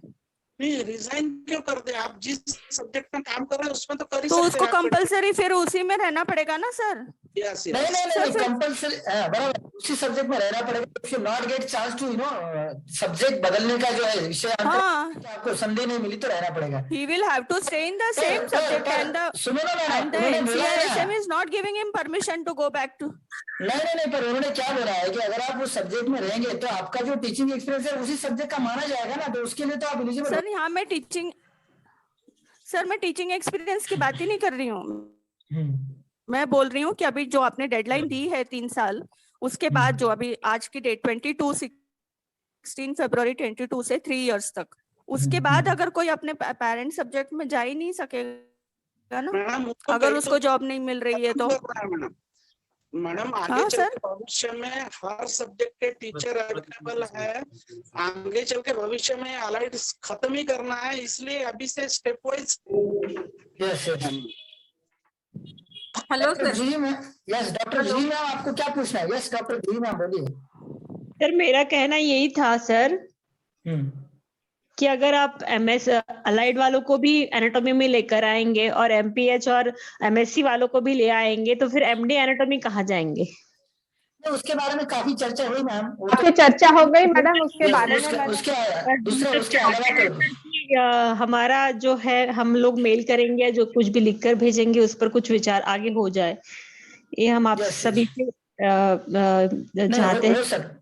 हो सकता मैम, यस श्योर श्योर हो सकेगा ना, बिल्कुल। देव पुजारी सर ने बोला है अगर कुछ गलती हुई है तो उसको अमेंड किया जाएगा करके। Hello sir. Hello sir, allied subject में एक क्लॉज डाला है, अगर आपको वहां पे रहना है अलाइड में ही तो 45 इयर्स तक आपको उस सब्जेक्ट में PG करना कंपलसरी है। तो किन लोगों के लिए? नहीं ऐसा नहीं बोला है, गलत मीनिंग वैसा मत लीजिए, आपको वैसा नहीं करना है। आपको अलाइड सब्जेक्ट में है, इसका मतलब अब फिर से उस सब्जेक्ट में PG नहीं करना है आपको। नहीं बराबर है, फिर से PG करना नहीं है उसे इसको। चलो डॉक्टर चंद्रशेखर, आपको क्या पूछना है बोलिए डॉक्टर चंद्रशेखर। क्या डॉक्टर रविंद्र सर बोलिए। रविंद्र आप यस बोलिए। Good evening sir. Yes sir am I audible? Yes आपकी आवाज आ रही है, बोलिए। सर मैं ये कहना चाहता हूँ कि जिस तरह से फिजियोलॉजी और संहिता डिपार्टमेंट के लिए क्लिनिकल एक OPD दी गई है वो बहुत स्वागत योग्य है, पर सर एक ये भी है कि जो एनाटमी है, रचना शारीर है, उसमें हम क्लिनिकल एनाटमी की स्टडी करते हैं, तो क्या सभी डिपार्टमेंट को OPD दी गई, तो क्या एनाटमी को भी एक OPD मिलनी चाहिए एक नेशनल लेवल पे? जी सर, डॉक्टर दाचार मैम और अग्रवाल सर आपका क्या रहेगा इस पे? वैसे तो रचना शरीर को उन्होंने OPD का नाम देने के लिए नहीं बोला है, पर जैसे फिजियोलॉजी वाले हैं उनको शायद डॉक्टर दाचार इस पे हाईलाइट करेंगे। डॉक्टर दाचार मैम OPD उन्होंने बोली है, जैसे क्रिया वाले हैं अरे हेलो यस मैडम आपकी आवाज आ रही है, बोलिए मैम बोलिए। एक मिनट उन्होंने OPD तो जैसे क्रिया में बोली है, लेकिन उसका OPD अलग OPD नहीं रहेंगी, ये मेंशन किया है MSc में। ओके यस डॉक्टर सीतारामा आप बोलिए, kindly unmute yourself and ask your question here. Doctor Sitarama. Thank you sir. Yes बोलिए। हेलो। Yes sir. हाँ मेरा क्वेश्चन है, दो क्वेश्चन है। एक तो मिनिमम सैलरी के जो जिक्र हुआ है MSc में। बिल्कुल सैलरी पे हम लोग आ ही रहे हैं, बस ये दो क्वेश्चन होने के बाद सैलरी जो मेन पॉइंट है। बिल्कुल आपका सवाल सही है, बोलिए। Okay so actually is it compulsory, क्योंकि उसमें एक वर्ड लिखा है शैल बी। अच्छा ओके, तो सर क्या लगता है आपको जो सैलरी स्ट्रक्चर दिया है उन्होंने लिखा है प्राइवेट कॉलेज के लिए जो वर्ड यूज किया है कि सेल्फ फाइनेंस इंस्टीट्यूशन, वैसे गवर्नमेंट को, सेंट्रल गवर्नमेंट डीम्ड यूनिवर्सिटी को उन्होंने कंपलसरी किया है। तो मैम और सर क्या लगता है आपको जो सैलरी है वो कंपलसरी लेंगे, और उसका क्या जो है ना प्रैक्टिस और जो क्या उनकी मेथड रहेंगी कि उतनी सैलरी टीचर लोगों को मिल रही है, जैसे इंस्पेक्शन होता है उसमें कुछ चेक करेंगे, फिर वो कैसे एश्योर करेंगे कि जो सैलरी उन्होंने डिजाइन किया है उतना ही मिल रहा है? यस अग्रवाल सर बोलिए। जो सैलरी अभी फ्रेम की गई है सर, प्राइवेट कॉलेज में वो फिजिबल नहीं है। ओके। और कल मैंने देवपुजारी सर का भाषण सुना था, उन्होंने भी बोला सैलरी पार्ट को फिलहाल वो रूल्स एंड रेगुलेशन में लाते, फिलहाल उन्होंने सिर्फ हाईलाइट किया है सैलरी को। सैलरी का मुद्दा सिर्फ मैनेजमेंट और स्टाफ के बीच में ही रहने वाला है सर। जी सर जी, बोले तो प्राइवेट कॉलेज की सैलरी बढ़ने का जो संभावना बहुत कम रहेगी, या फिर बढ़ी तो भी उस लेवल तक नहीं बढ़ेगी जितना उन्होंने बोला है। यस जी मैडम, आपका क्या कहना है इस पे डॉक्टर दाचार मैम? ये सैलरी जो स्ट्रक्चर है गवर्नमेंट कॉलेज में तो ठीक है, वो लग जाएगा, या फिर गवर्नमेंट एडेड में भी है, जो प्राइवेट कॉलेज है और जो प्राइवेट डीम्ड यूनिवर्सिटी के कॉलेजेस है उस पे क्या हो सकता है? उन्होंने एमएससी में दिया है वो कि लेक्चरर को कितना रहना है, रीडर को और प्रोफेसर को रहना है, तो आगे जाके उस पे वो कंट्रोल उन्होंने रखना चाहिए कि वो सच में मिल रहा है क्या कॉलेजेस को, वो टीचर्स को मिल रहा है क्या, तो ही ये प्रावधान उसमें रखने का मतलब रहेगा। हाँ, तो अभी तो उन्होंने कागज पे लिख के दिया है एमएससी में, पर हाँ, तो कागज में है तो वो है तो उसका कुछ ना कुछ तो इफेक्ट सिस्टम में जरूर होगा। यस, तो इसका फायदा हम लोग टीचर कैसे उठा सकते हैं मैडम? क्या टीचर को कोई अलग से प्रेशराइज करना पड़ेगा मैनेजमेंट को, या फिर मैनेजमेंट खुद उसके सैलरी दे देगी? इसमें कैसे है, प्राइवेट कॉलेज ये ना बहुत अच्छी चीज, मैंने स्टार्टिंग में भी बोला कि टीचर्स का ज्वलंत प्रश्न था पेमेंट का प्राइवेट कॉलेज का, और ये एमएससी में आ गया, ये बहुत ही अच्छी बात है, ये शुरुआत में ही मैंने बोला था। तो इसके लिए टीचर्स की यूनिटी बहुत जरूरी है। अग्रवाल सर, आपको क्या लगता है ये जो सैलरी का उन्होंने कंपोनेंट रखा है एमएससी में, ये सही में उसका इम्प्लीमेंट होगा, या फिर उसका कुछ बेनिफिट टीचर लोगों को मिलेगा, खास करके जो निजी कॉलेज में प्राइवेट कॉलेज में जो पढ़ा रहे टीचर लोग? बेनिफिट मिलेगा। दाचेवार मैडम ने जो बोला है कि जब तक टीचर में यूनिटी नहीं होगी तब तक ये पॉसिबल नहीं है। ओके, तो टीचर की यूनिटी रखना बहुत जरूरी है, अदरवाइज वो शायद ही आपको उसका लाभ मिलेगा, ऐसा हमारे जो एक्सपर्ट पैनलिस्ट है उनका कहना है। सुंदर सर, लेकिन सर, हमारे किसी मित्र ने जो शाल शब्द का जिक्र किया है ना, वो यहाँ पर इम्पोर्टेंट है। यस, ओके, शाल आ गया मतलब थोड़ा सा बाइंडिंग हो जाता हो। Hello sir. ओके, बोले तो किसके फेवर में जाएगा सर? वो जो प्राइवेट मैनेजमेंट के फेवर में जाएगा कि टीचर? नहीं, टीचर के फेवर में जाएगा। That will be result into teacher favour. तो संभावना है सैलरी बढ़ना ही चाहिए, अभी बढ़ सकती है, हो सकता है उस लेवल तक नहीं बढ़ेगी, तो उसके कुछ नजदीक शायद हो सकता है, कुछ ऐसा आपका कहना है सर, बराबर? हाँ बराबर सर, वो भी होना भी चाहिए ना, क्योंकि उनको भी रोजी रोटी पड़ी है। अगर उनको बिल्कुल जो अच्छा सैलरी मिलेगा तो वो भी डेडिकेटेड और मन से काम करेंगे, डेडिकेटेड वर्क करेंगे। हाँ। लेकिन मैं और भी बोल रही हूँ कि ये सब टीचर्स के हाथों में है। Yes ma'am. टीचर्स क्योंकि वो क्या होता है आप लोगों को सबको पता है प्राइवेट में, तो इसलिए वो कैसे लागू कर लेना है, मैनेजमेंट से क्या करना है, वो टीचर्स की यूनिटी जरूरी है।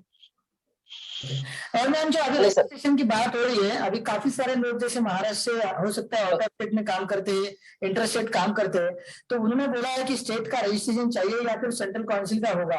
तो पर जहां तक सीसीआई में भी अभी शायद 2015-16 के बाद किसी को सेंट्रल रजिस्ट्रेशन दिया नहीं है, तो अभी जो है इसमें क्या प्रावधान जो कंपल्सरी रहेगा स्टेट का रजिस्ट्रेशन करना, या फिर जो सीसीआई में रजिस्ट्रेशन सर्टिफिकेट देगा या नहीं देगा, इस पे भी क्या आपकी राय है सर? तो ये जो स्टेट के जो कंसर्न टीचर है, महाराष्ट्र से कोई टीचर अगर मध्य प्रदेश उत्तर प्रदेश में पढ़ाने को जाना चाहता है, फुल टाइम रेगुलर टीचर, तो वहां का जो स्टेट का रजिस्ट्रेशन करना बंधनकारक होगा क्या उसको? वो स्टेट का रजिस्ट्रेशन तो बोला है ना उन्होंने करने के लिए। और सेंट्रल रजिस्ट्रेशन का रहा तो फिर शायद स्टेट का करने की जरूरत नहीं पड़े, ऐसा कुछ हो सकता है? जैसे दूसरे स्टेट में गए तो वो स्टेट का चाहिए ना उनको, जैसे यहाँ से वो स्टेट में गए तो वो स्टेट का उनको रजिस्ट्रेशन लेना है। ओके, यस डॉक्टर सेगड़ेकर, हेलो, आपको कुछ पूछना है? सर, बस सर बोलिए sir. This is Dr. Segadar Praveen. Okay, sir, yes. My basic thing is that here BAMS, MSc, Anatomy and Physiology are made as a faculty. Yes, already sir. They switched it to the allied science because they don't have faith in the Ayurveda. They already switched it to other allied science. And when again they come back as a faculty to our system, how they can contribute to the development of Ayurveda as well as the teaching for our students. They cannot be justified as the MD Rachana and MD Kriya, Swastha and basic principle can do. So here I like to strongly oppose the entry of the MSc Anatomy Physiology, because it will not serve the purpose of development of Ayurveda.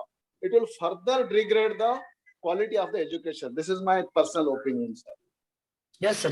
You know, sir. Hello sir sir hello Yes, sir. Yes, yes. Sir, अगर इन्हें MPH MSc वालों को लेना है तो जैसे yoga teacher को ले रहे हैं ना, MSR रूल में नहीं हो, ऐसे भी ले सकते हैं। इसके क्यों योगा कोड टीचर कोड देने का जरूरत क्या था? आपको डेवलपमेंट देना है तो, वो मॉडर्न ओपिनियन देना है तो, मॉडर्न सब्जेक्ट सिखाना है तो उनको योगा टीचर कैसे सिखा रहा है वैसे सिखाने को बोल दो। इसको मतलब ये है कि इसको डिग्रेड और डिमोटिवेट करना है शरीर क्रिया को, शरीर रचना और स्वस्थ रूप वालों को, इतने ही है। ये अच्छा स्टेप नहीं है। थोड़ा इसके बारे में एनटीएसएम ने थोड़ा और एक बार सोच लेना चाहिए और सब यूनिटी होके इसके बारे में, इसके ऊपर हम बात करना ही है। अब अगर आप अब चुप हो गए तो अब हमारा फ्यूचर थोड़ा बहुत मुश्किल में जाने वाला है। तो थोड़ा सोचने की बात है ये सब। सर यस, बोलिए सर। तो मुझे क्या लगता है इसमें जो सोचा होगा काउंसिल ने, ये एक लीगल एंगल देखकर सोचा होगा इसमें कि मॉडर्न के जो टॉपिक्स है वो अगर मॉडर्न क्वालिफाइड टीचर ने पढ़ा है तो उसको लीगलिटी ज्यादा आएगी। जैसे बोला जाता है ना कि आयुर्वेद वालों को मॉडर्न नहीं मालूम रहता। तो कल चल के ये नहीं होना चाहिए कि इन्होंने एनाटॉमी फिजियोलॉजी पढ़ा ही नहीं। अच्छा, पढ़ा भी है तो किससे पढ़ा है? तो आयुर्वेद वालों से पढ़ा। ऐसा नहीं होना चाहिए। प्रोबेबली इसलिए उन्होंने इस एंगल को इंक्लूड किया है कि हम लोग या हमारे ग्रेजुएट्स जो है आयुर्वेद के साथ साथ मॉडर्न सिस्टम में जो पढ़े हैं टीचर्स, उनसे भी ट्रेन किए जाए, ताकि आगे चल के ग्रेजुएशन होने के बाद उन पे कोई सवाल ना उठाए कि आपने कहाँ ट्रेनिंग रिसीव किया है इस पर्टिकुलर एनाटॉमी फिजियोलॉजी का, आपने तो शरीर क्रिया, शरीर रचना पढ़ा है। तो उनको ऑनररी रखो सर, ऑनररी ओनली। नहीं सर, मेरा एक सजेशन ये है सर कि अगर उनको ऐसा लगता है कि मॉडर्न से पढ़कर एमएससी वाले अच्छा एनाटॉमी पढ़ा सकते हैं, तो दूसरा एक सजेशन इसमें ये भी दिया जा सकता है कि जो रेगुलर टीचर है उनको आप ट्रेनिंग दो ना सर। जैसे ट्रेनिंग होती है, आरओटीपी होती है, उसमें आप मॉडर्न की ट्रेनिंग दो ना सर एनाटॉमी वालों को। एमएससी एनाटॉमी, एमएससी फिजियोलॉजी को ओनली ऑनररी टीचर रखो बस। सर मुझे एक हम सबको बात करनी पड़ेगी। नहीं सर, सबसे पहले तो उनकी एंट्री ही मत कराओ सर, ये तो हमारा सजेशन है कि उनकी एंट्री ही मत कराओ। 1 मिनट मैडम, मैं क्लेरिफिकेशन उसमें दे सकता हूँ। जब भी हम हॉस्पिटल ओपन करते हैं तो उसमें 9 मॉडर्न फैकल्टीज को उन्होंने इंट्रोड्यूस किया है, ऑनररी और कॉन्ट्रैक्ट बेसिस और इसमें ऑन कॉल उन्होंने बोला है। तो वो भी हम इसमें बीएमएस कॉलेज के लिए भी यूज कर सकते हैं ना, क्योंकि एग्जैक्टली। हाँ, और दूसरा एक क्वेश्चन पूछना है कि इस एमएसआर में और लास्ट एमएसआर में उन्होंने जो न्यू कॉलेज 13 सेक्शन 13A के अंडर जो उन्होंने कॉलेज ओपनिंग के लिए बोला था, तो उसमें 2 साल के लिए ही वो टीचिंग एक्सपीरियंस कंसिडर करने वाले हैं। लेकिन अभी क्या होता है, लास्ट ईयर में या उसके लास्ट ईयर में सीसीआईएम ने 2 साल के लिए पूरी कॉलेज की प्रोसेस रोक दी गई थी। तो उस समय उन लोगों का टीचिंग एक्सपीरियंस 2 साल से ज्यादा हुआ था, तो वो उन्होंने कंसीडर नहीं किया। तो उसके ऊपर भी ध्यान देना चाहिए और उसके लिए भी अलग से कोई तो प्रोविजन बनाना चाहिए कि वो एक्सपीरियंस काउंट हो, क्योंकि बहुत सारे टीचर्स का एक्सपीरियंस। डॉक्टर गुप्ता सर भी यहाँ पे हमारे साथ है, प्राचार्य है और भावसाहेब मुळक आयुर्वेद कॉलेज बुट्टीबोरी के। Sir Gupta sir welcome. क्या है सर आपका राय, आपने हैंड रेज किया, आपका ओपिनियन, आपका इस पे। Doctor Gupta sir. सबको नमस्कार सर। नमस्कार सर, नमस्कार, वेलकम। को लेके बातचीत चल रही थी। मैं महाराष्ट्र हूँ, जो बाकी महाराष्ट्र के बाहर सुनने वालों के लिए बता रहा हूँ। हमारे यहाँ सैलरी बेस्ड पे आधार पर FRA, fees regulation authority, fees decide करती है और ये फीस डिसाइड करने के बाद में वो स्टूडेंट को फीस लागू होती है। ये जो सैलरी अभी बताई गई स्केल पर, वो शूट शब्द यूज किया है या कुछ भी यूज किया हुआ है, ये अभी गवर्नमेंट का बजट हो गया। It is a legal document हो गया पूरी तरह से। लीगल डॉक्यूमेंट में अभी वो टीचर के पास में पावर दे दिया है एनसीएसएम ने कि वो अपने सैलरी को डिमांड कर सकता है। नंबर 2, सैलरी डिमांड करने के लिए कॉलेज की फाइनेंशियल स्टेटस देखना पड़ता है। फाइनेंशियल स्टेटस में ऐसा है कि FRA ने कितनी फीस दी है, वो उसमें ऑक्यूपाई कर पाएगा कि नहीं कर पाएगा, फिजिबिलिटी रहेंगी कि नहीं रहेंगी, वो देखना पड़ेगा। तो इसके लिए सिंपल वे में ऐसा होगा कि जो कॉलेज को अपनी सैलरी, स्टाफ की सैलरी बढ़ाना होगा, तो उसके पहले FRA को इसमें इंट्रोड्यूस करना पड़ेगा कि स्टूडेंट की फीस बढ़ाई जाए, ताकि उसका रेवेन्यू इतना हो जाए कि अपने स्टाफ को पूरी सैलरी दे दे। इसमें मैनेजमेंट का डायरेक्ट रोल नहीं आता है, इसमें डायरेक्ट रोल गवर्नमेंट का ये भी बचा हुआ है। गवर्नमेंट को, FRA को इन्होंने, एनसीएसएम ने फॉरवर्ड करना चाहिए कि हमने ये फीस, ये सैलरी डिसाइड की हुई है और आप इसको इम्प्लीमेंटेशन के लिए उसके रिकॉर्डिंग, कॉलेज की 60 की इंटेक है, 30 टीचर रहते हैं तो उसकी फीस इतनी रहनी चाहिए, 100 का इंटेक है तो उसकी फीस इतनी रहनी चाहिए, तब के जाके हमारे स्टाफ को सैलरी इतनी मिल सकती है। ये पॉसिबिलिटी पूरी 100% है। सब्जेक्ट टू कंडीशन यही है कि एनसीआईएसएम ने स्टेट गवर्नमेंट को ये चीज फॉरवर्ड करनी चाहिए कि हमने ये सैलरी डिसाइड की हुई है। इसमें टीचर को स्ट्रगल करना, मैनेजमेंट के साथ फाइट करना, मेरे को लगता नहीं कहीं पे इसमें कोई सही रास्ता होगा। एकजुट होने का कोई मतलब नहीं, ये उनका ही डायरेक्शन। उन्होंने जब इन्होंने डॉक्यूमेंट बनाया, इसको लीगल डॉक्यूमेंट बनाया है, तो मैनेजमेंट के साथ में रिलेशन खराब करने का कोई रोल नहीं है। तो सीधा सीधा रास्ता है कि उन्होंने एफआरए को डायरेक्ट करना चाहिए, फीस रेगुलेशन अथॉरिटी को, स्टेट गवर्नमेंट को, कि भाई आप इतना उनकी फीस बढ़ा दीजिए स्टूडेंट की कि वो सैलरी देने लायक हो जाए मैनेजमेंट। वो कंडीशन में यदि उसकी फीस बढ़ भी जाती है और वो कंडीशन में यदि वहां पे स्टाफ को सैलरी नहीं मिल रही है तो फिर ऑब्जेक्शनेबल आता है। ये सिंपल रास्ता है। तो ये यस सर, यस। क्या सर, डॉक्टर अग्रवाल सर और डॉक्टर दाचवा मैम, क्या लगता है आपको जो आपने डॉक्टर गुप्ता सर ने अभी बताया है?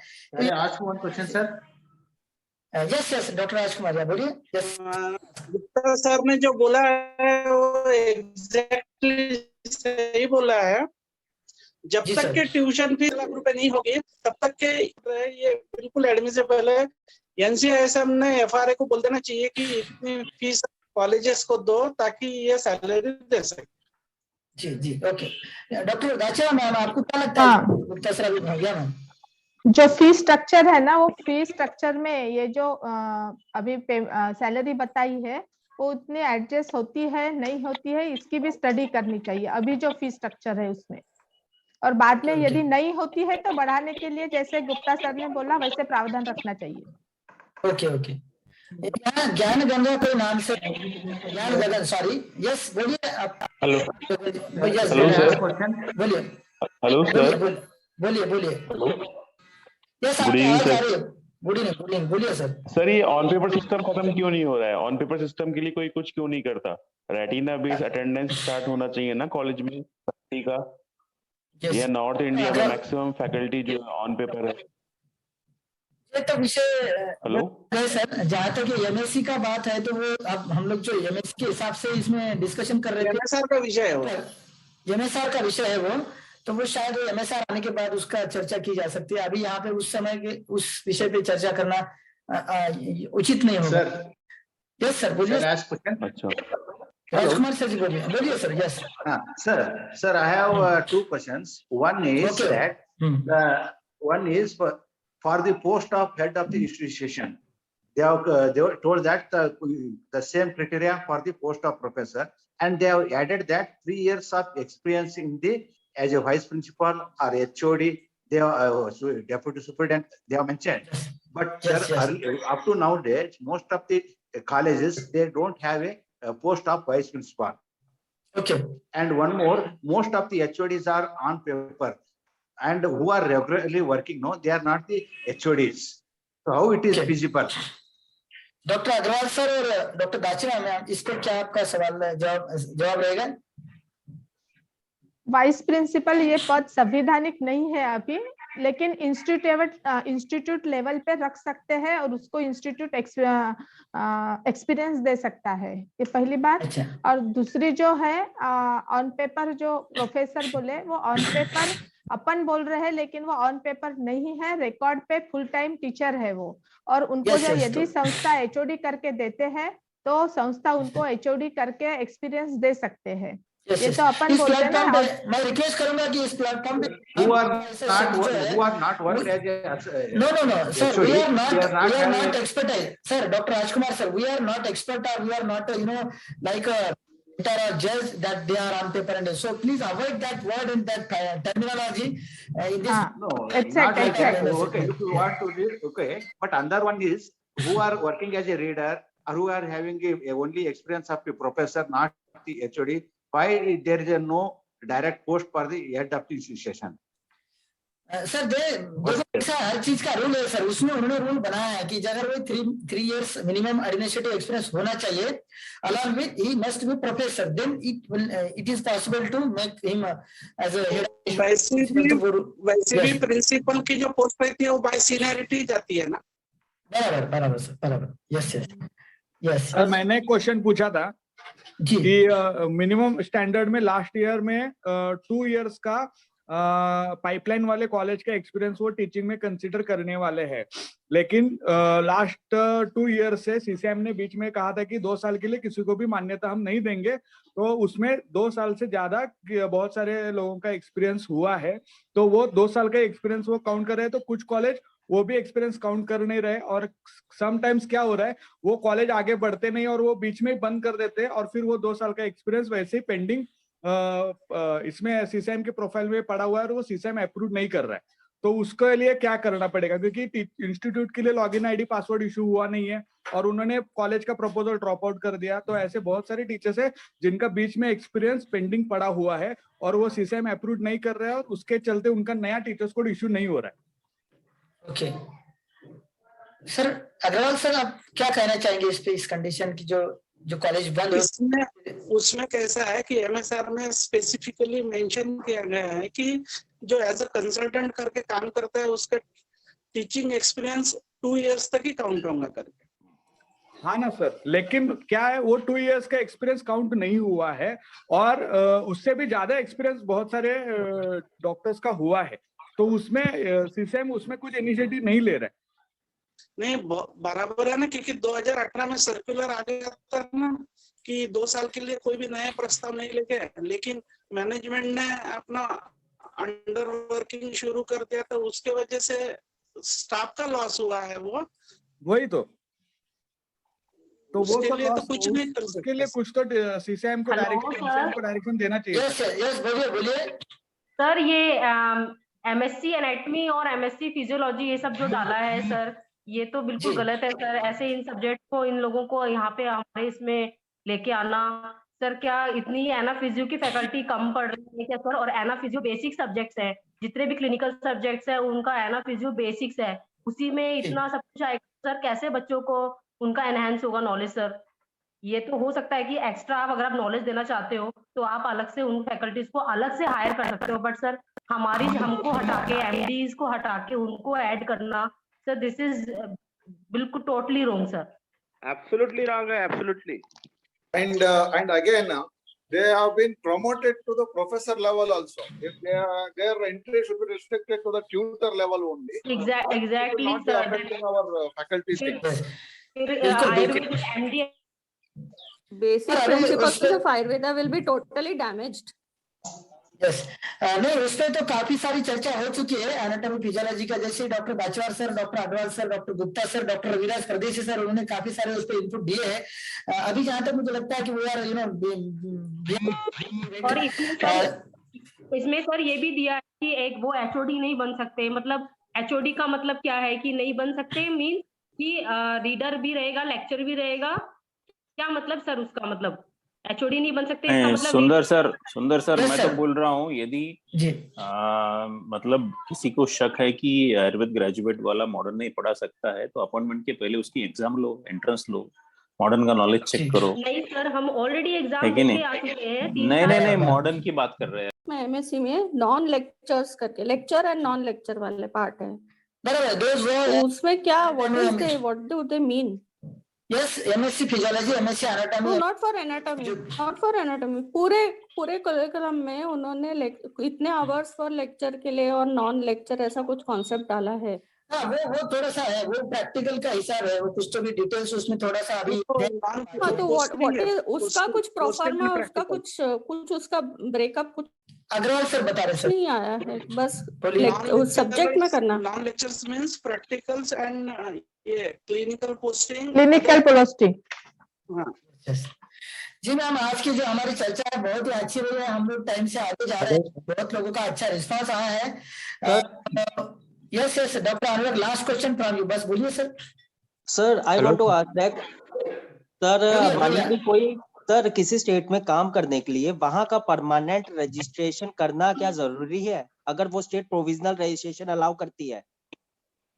यस अग्रवाल सर बोलिए आप इस पे क्या? अग्रवाल सर, उस स्टेट का रजिस्ट्रेशन होना जरूरी है, whatever it may be provisional और परमानेंट। यस यस, रजिस्ट्रेशन होना बहुत जरूरी है। तो मैं रिक्वेस्ट करूंगा डॉक्टर दाचवार मैम से कि अभी जो चर्चा हुई, हमारी बहुत सारे लोगों ने काफी सारे सवाल पूछे हुए जो एमएस का, तो आपका एक क्लोजिंग रिमार्क, जैसे कि हम लोग इसका एक last question sir. Yes, hello बोलिए सर, एक लास्ट क्वेश्चन। जी बोलिए तुरंत बोलिए। सर सपोज आज से 5 साल बाद कोई एमएससी एनाटॉमी या फिजियोलॉजी कॉलेज में ज्वाइन करता है और 5 साल बाद वो रीडर बन जाता है, ठीक है जी। और कॉलेज 60 सीट्स का है, तो ये पॉसिबल है कि वो रीडर रहे और लेक्चरर को एचओडी दिखा दें? दिखाना ही पड़ेगा। तो ऐसे तो फिर सब लोग यही करने वाले हैं, और मतलब एमएससी वाला तो रीडर प्रोफेसर बन जाएगा और लेक्चर को एचओडी दिखा के कॉलेज वाले अपना काम चला लेंगे।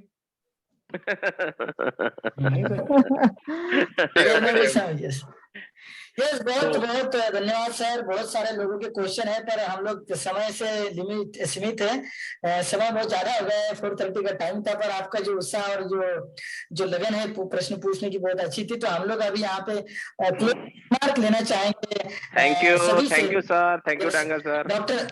Thank you doctor Dachwar ma'am, doctor Agarwal sir, आप इस पे बताएंगे स्वॉट एनालिसिस की स्ट्रेंथ क्या है इस एमएससी बिल के, वीकनेस क्या है, इसमें अपॉर्चुनिटी क्या मिलेंगी और थ्रेट्स क्या है, जिसे इसका थोड़ा 1-2 मिनट में आप doctor Dachwar ma'am.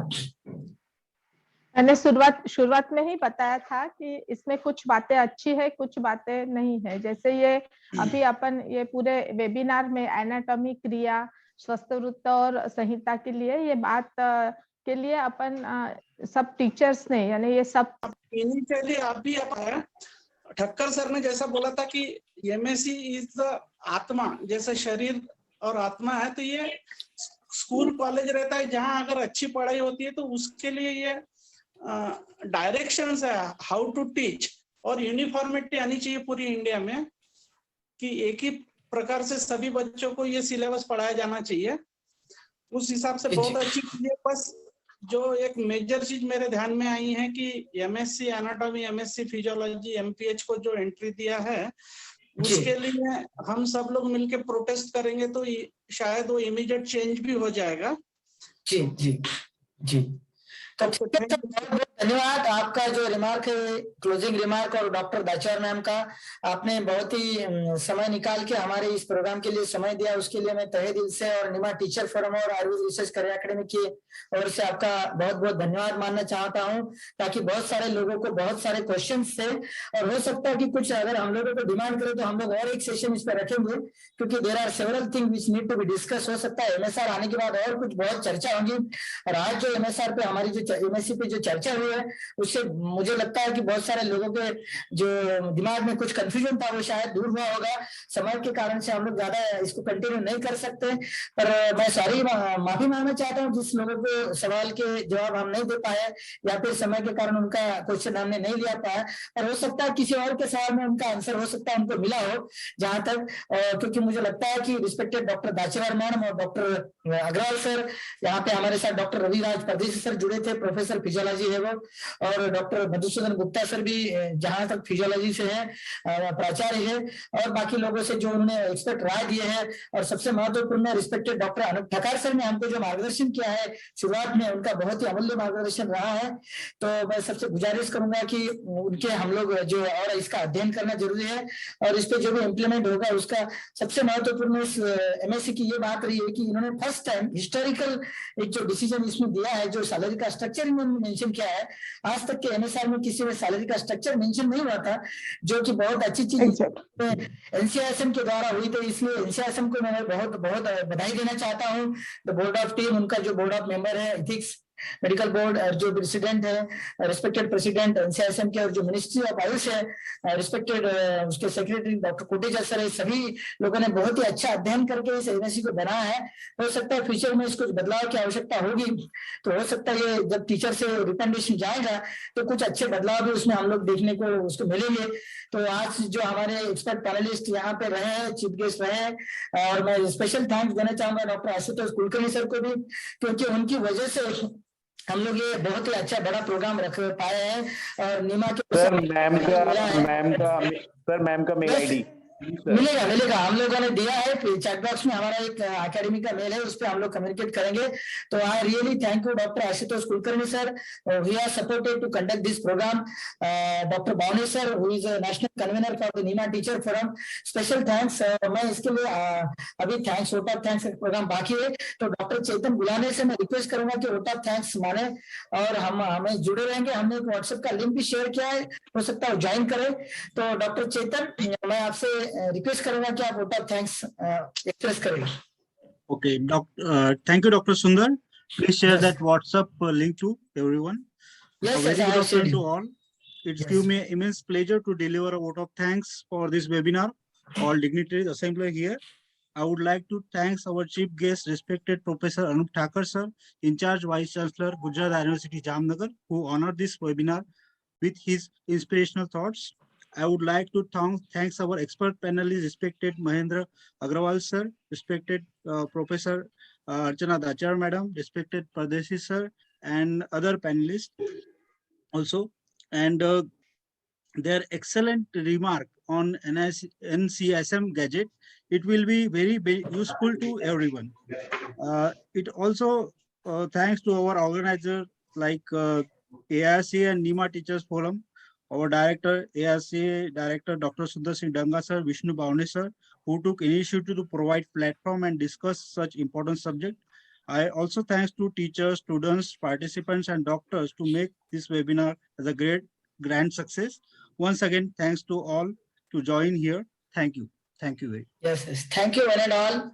And thank you my team, Dr. Bhavane sir, Dr. Chetan, and thank you my expert panelists, expert guests, chief guests, and all the participants who join and who enjoy this session and clear all the questions and doubts. If they require, they can request us so that we can take next program also for this session. And on our academy, Ayurveda Research and Career Academy usually takes such need-based program. You visit our website www.ayurvedacareer.com. I will share just that link with here. I think that I have shared that link also. तो आप लोगों को सभी धन्यवाद। ये हमारा website है Ayurveda research and career academy, उसका लिंक मैंने शेयर किया अपडेट के लिए, उस पर आप जुड़े रहिए। Any update www.ayurvedacareer.com। and thanks one and all for enjoying wonderful session on the minimum standard of Ayurveda education regulation given by the National Commission for Indian System of Medicine. Thank you one and all.